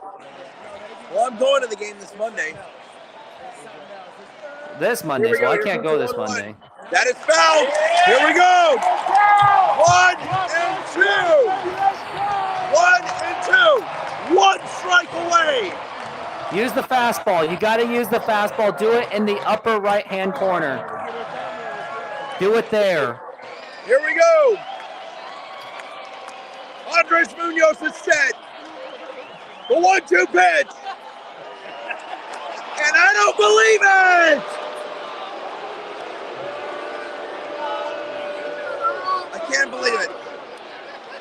That was a strike. I don't believe it. Someone's mocking you. It's 2 and 2. Andres Munoz is set. The 2-2. Swing and a miss! They got him! They got him! Andres Munoz does it! The Mariners win! They are now tied for the division on the Texas Rangers. What a victory this has been for the Mariners. And the fireworks are going off. And obviously Munoz will get the save on that one. What a game for the Mariners. Pull it out! And the They Mariners are absolutely now pulled it tied out. for first place in the American League West. Tied for first. I must say tied for first. They have tied for the division because they don't have the tiebreaker. Woo!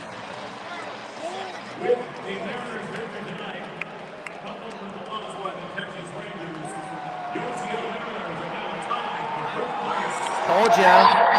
We are tied for the division. Woo!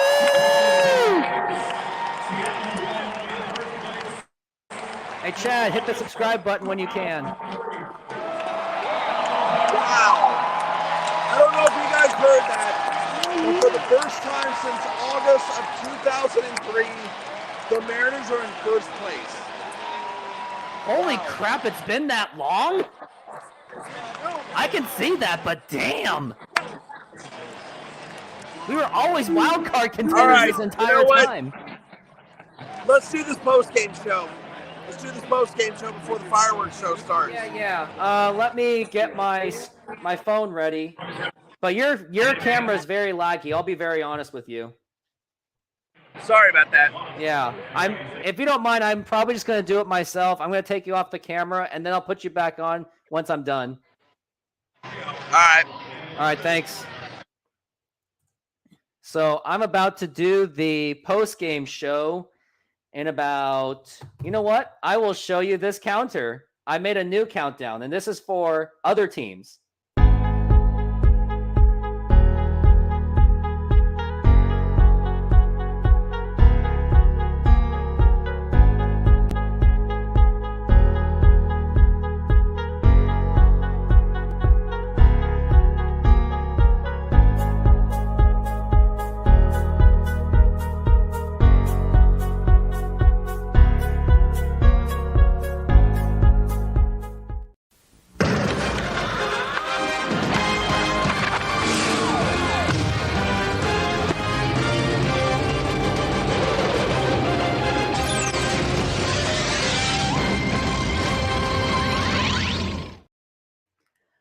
And the Seattle Mariners have officially tied for the division lead with the Texas Rangers. Unbelievable. They have won the game 7-5, and what a thriller it was against the Kansas City Royals. And before I even get into this, hit the like button, subscribe, hit that notification bell to help me keep growing this channel so I can do this for many times to go. So before we get into this game, so let's go around the league and see what happened. So first, the Houston Astros had a 1-0 lead against the Detroit Tigers sometime in the 9th inning, and then the Tigers rallied 4 runs to win 4-1 with a walk-off home run in the 9th inning. So because of that, Mariners are ahead of the Houston Astros in that wild card standing. And then next game to be worthy looking at, the Cleveland Guardians, or shall I say the Indians, they won the game 5-2 against the Toronto Blue Jays, which means the Mariners have also a healthy lead on them in the wild card standings. They're saying as of now they're 1.5 games ahead. I don't think that's completely updated yet, so it could be 2 games. Let's take a look and see. So in the wild card, it's still 1 game ahead in the wild card, and then the other game that was critical as well, the Texas Rangers lost the game 12-2, and now they have lost 8 in a row, which has been very unusual. But let me go through this game really quick, and here's what really went through. So first it started, and the Mariners really had to win this game. If they did not win this game, this would have been arguably the biggest lost opportunity of the season. But here it is. J.P. Crawford started off with a home run to right field, and then Cal Raleigh, he singled to score in Julio Rodriguez to make it 2-0. And then it was top of the second where the Kansas City Royals came back and made it 3-2. And then eventually, in the bottom of the fourth, Eugenio Suarez, he scored in 2 runs, scoring in Dominic Canzone and Julio Rodriguez to take the lead. And then Teoscar Hernandez and Josh Rojas stepped up and made the score 6-3. And then Kyle Isbell, unfortunately, with Matt Brash on, he scored with a 2-run home run to make it 6-5. And that's when things were getting thin. And at that moment, this is where I was getting very concerned because there was a time in the bullpen. Now, understandably, Bryce Miller was pulled out a bit early because he was really getting taxed on. And then Isaiah Campbell came in, and that was fine. He pitched very well, and he got out of he had a 1-2-3 inning. But then Scott Service pulled out Isaiah Campbell for Gabe Spire, which was okay, I guess, but I didn't like it. But he also had a 1-2-3. And then after that, you had Matt Brash. He burned himself out by giving up that 2-run home run and gave up a triple, which arguably was a lackluster play by Julio Rodriguez, but that was a very tough angle. And I know how that angle feels as I do play softball. So that was a difficult angle to master anyway. But either way, I think something could have been done. But Matt Brash, he burned himself with like 26-something pitches. And I think it would have been more efficient if you just put in Gabe Spire. If he had the hot hand, let him finish that inning. But fortunately, Taylor Saucedo got out of that. But then the other thing I didn't like, in the top of the 8th inning, you wasted another bullpen pitcher once again. You wasted him for, I'm going to look at the stat line and what it was. I think it was Justin Topa. He pitched a 1-2-3 inning. And then he pulled him again for Andres Munoz, who he had a very difficult game. He allowed the bases to be loaded, and there was every bit of opportunity where the Kansas City Royals really could have won that game. But fortunately, Andres Munoz got away with it, and the Mariners came away with a victory. And now they are tied for the division lead against the Texas Rangers. And I'm just going to say this. You got to sweep it all. You got Logan Gilbert pitching tomorrow. Although he's not great at home, he still will get the job done. And he has been pitching pretty hot as of this month so far, in this month of August so far. So that should be pretty good. And it's going to be against Lyles with a 3-14 record with a 6.20 ERA. So you really got to take advantage of that for Saturday. And unfortunately, I won't be able to do the live. But here's Sunday. I'm looking to do a live show for that. And that's going to be a Luis Castillo game. It's going to be 1:10 p.m. And hopefully they can get themselves, I think this should be doable for a sweep. Like a sweep should really be doable for this series. But the one thing I really got to say, I know that a win is a win, but I will say Scott Service has really got to improve on that bullpen management, because I think it was very inefficient to just keep yanking your bullpen pitchers. Here's what I've noticed, and this is just a factual thing.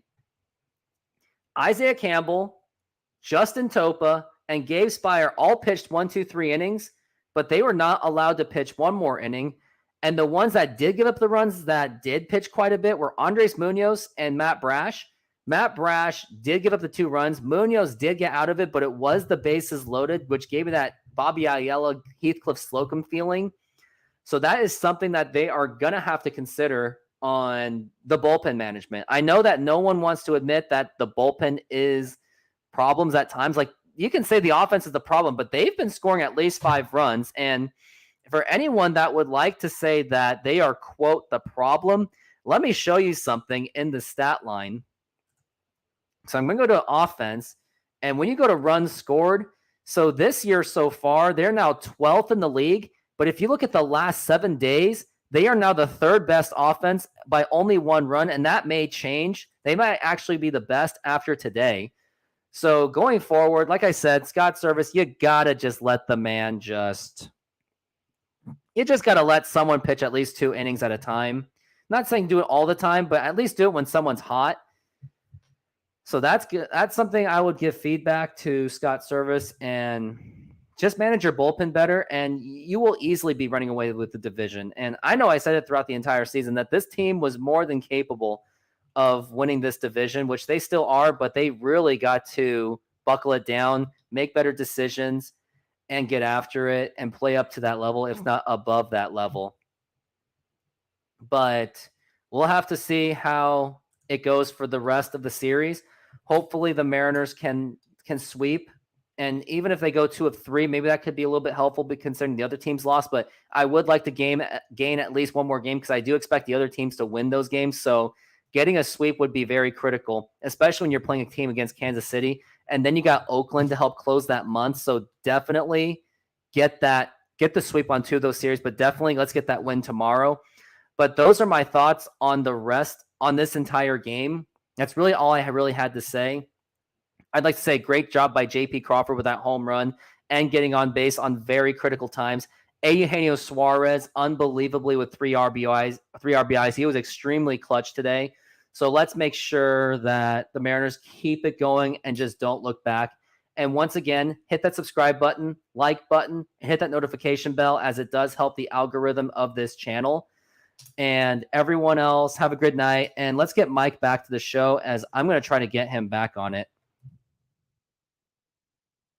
I wonder if he's just like charging his phone at the moment. But right now, let me show. Well, yeah. Man, I gotta show something. I gotta show some kind of YouTube video of myself. So I guess I'll go ahead and find one. Until then, please enjoy my softball highlights. I'm gonna say that. And while I'm trying to get, looks like he's back on the show, so let's get him back on this. And how's it? Ready for some firework action? What's going on? Not much. Hell of a win tonight, right? It very much was, absolutely. So, my review on this game is, here's the thing. I was 0-4 coming to games this year. So I'm really glad that they finally broke the losing streak today. You're a ballsy man for coming. They broke the losing streak in a big way because now they are tied for first place in the American League West for the first time. For the first time since August of 2003. The Mariners are in first place. I get that August, but they are in first place. So, wow. I mean, this is an absolutely great feeling. The Mariners have a very easy schedule for the near the end of the season. So here's the thing. They control their own destiny. That's the thing. People don't understand something. The Mariners control their destiny. They control whether they win the West, and they control whether they get into the playoffs as a wild card team. And I do see this team getting in as the American League West Division champs. I mean, I've seen enough. Think about this. The Mariners are now 17-4 in their last 21 games. All 4 losses have come in extra innings, and they could have won those extra innings so easily. So think about this. The Mariners could have won 21 straight games. It's absolutely unbelievable that I'm going to go ahead and say it. The 2023 Mariners are better than the 2022 Mariners. Hands down. I mean, Julio has found his stride. He's showing us that he is the superstar that he can be. Gino Suarez is finding his stride in the best way and at the right time. And it seems like Jerry Dipoto has once again fleeced another team in an attempt to just bolster this team, because Dom Canzone and Josh Rojas are just absolutely dominating at the bottom of the lineup. The fireworks show is about to begin here, so I will end by saying this. Let's just keep this gravy train rolling. This is an absolute, I hope every Mariners fan understands just how incredibly special this team is. And I believe this team is going to end up in the postseason. But here's the thing.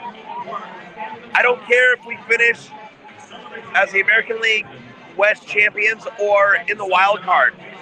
If this Mariners team gets off to the start, if they play the way that they have been playing in the last 21 games, Mariners are going to win the World Series. Okay? Hands down. Fireworks show is... All right, guys. Goodbyes only. Don't forget it. I will go ahead and say and bid so long, folks. Thanks, Rooftop, for having me on. Sorry I was so short, but guess what? Have a good night, man. Hey, show the fireworks. Later, guys. All right. Well, I guess that will conclude the show, but I really do appreciate Mike coming on. He really did help and put some insight into this game, but I think that's going to do it for the end of the show. But if anyone has anything else to say, please let me know. And once again, thank you very much for being on this show. And everyone else, have a good night. And be aware, I may be there on Sunday, so definitely look into that. And I'm officially signing off. And have a great night. and go Mariners. And let me conclude it by saying this. All right, guys, goodbyes only. Don't forget it. Stop it. Thank you.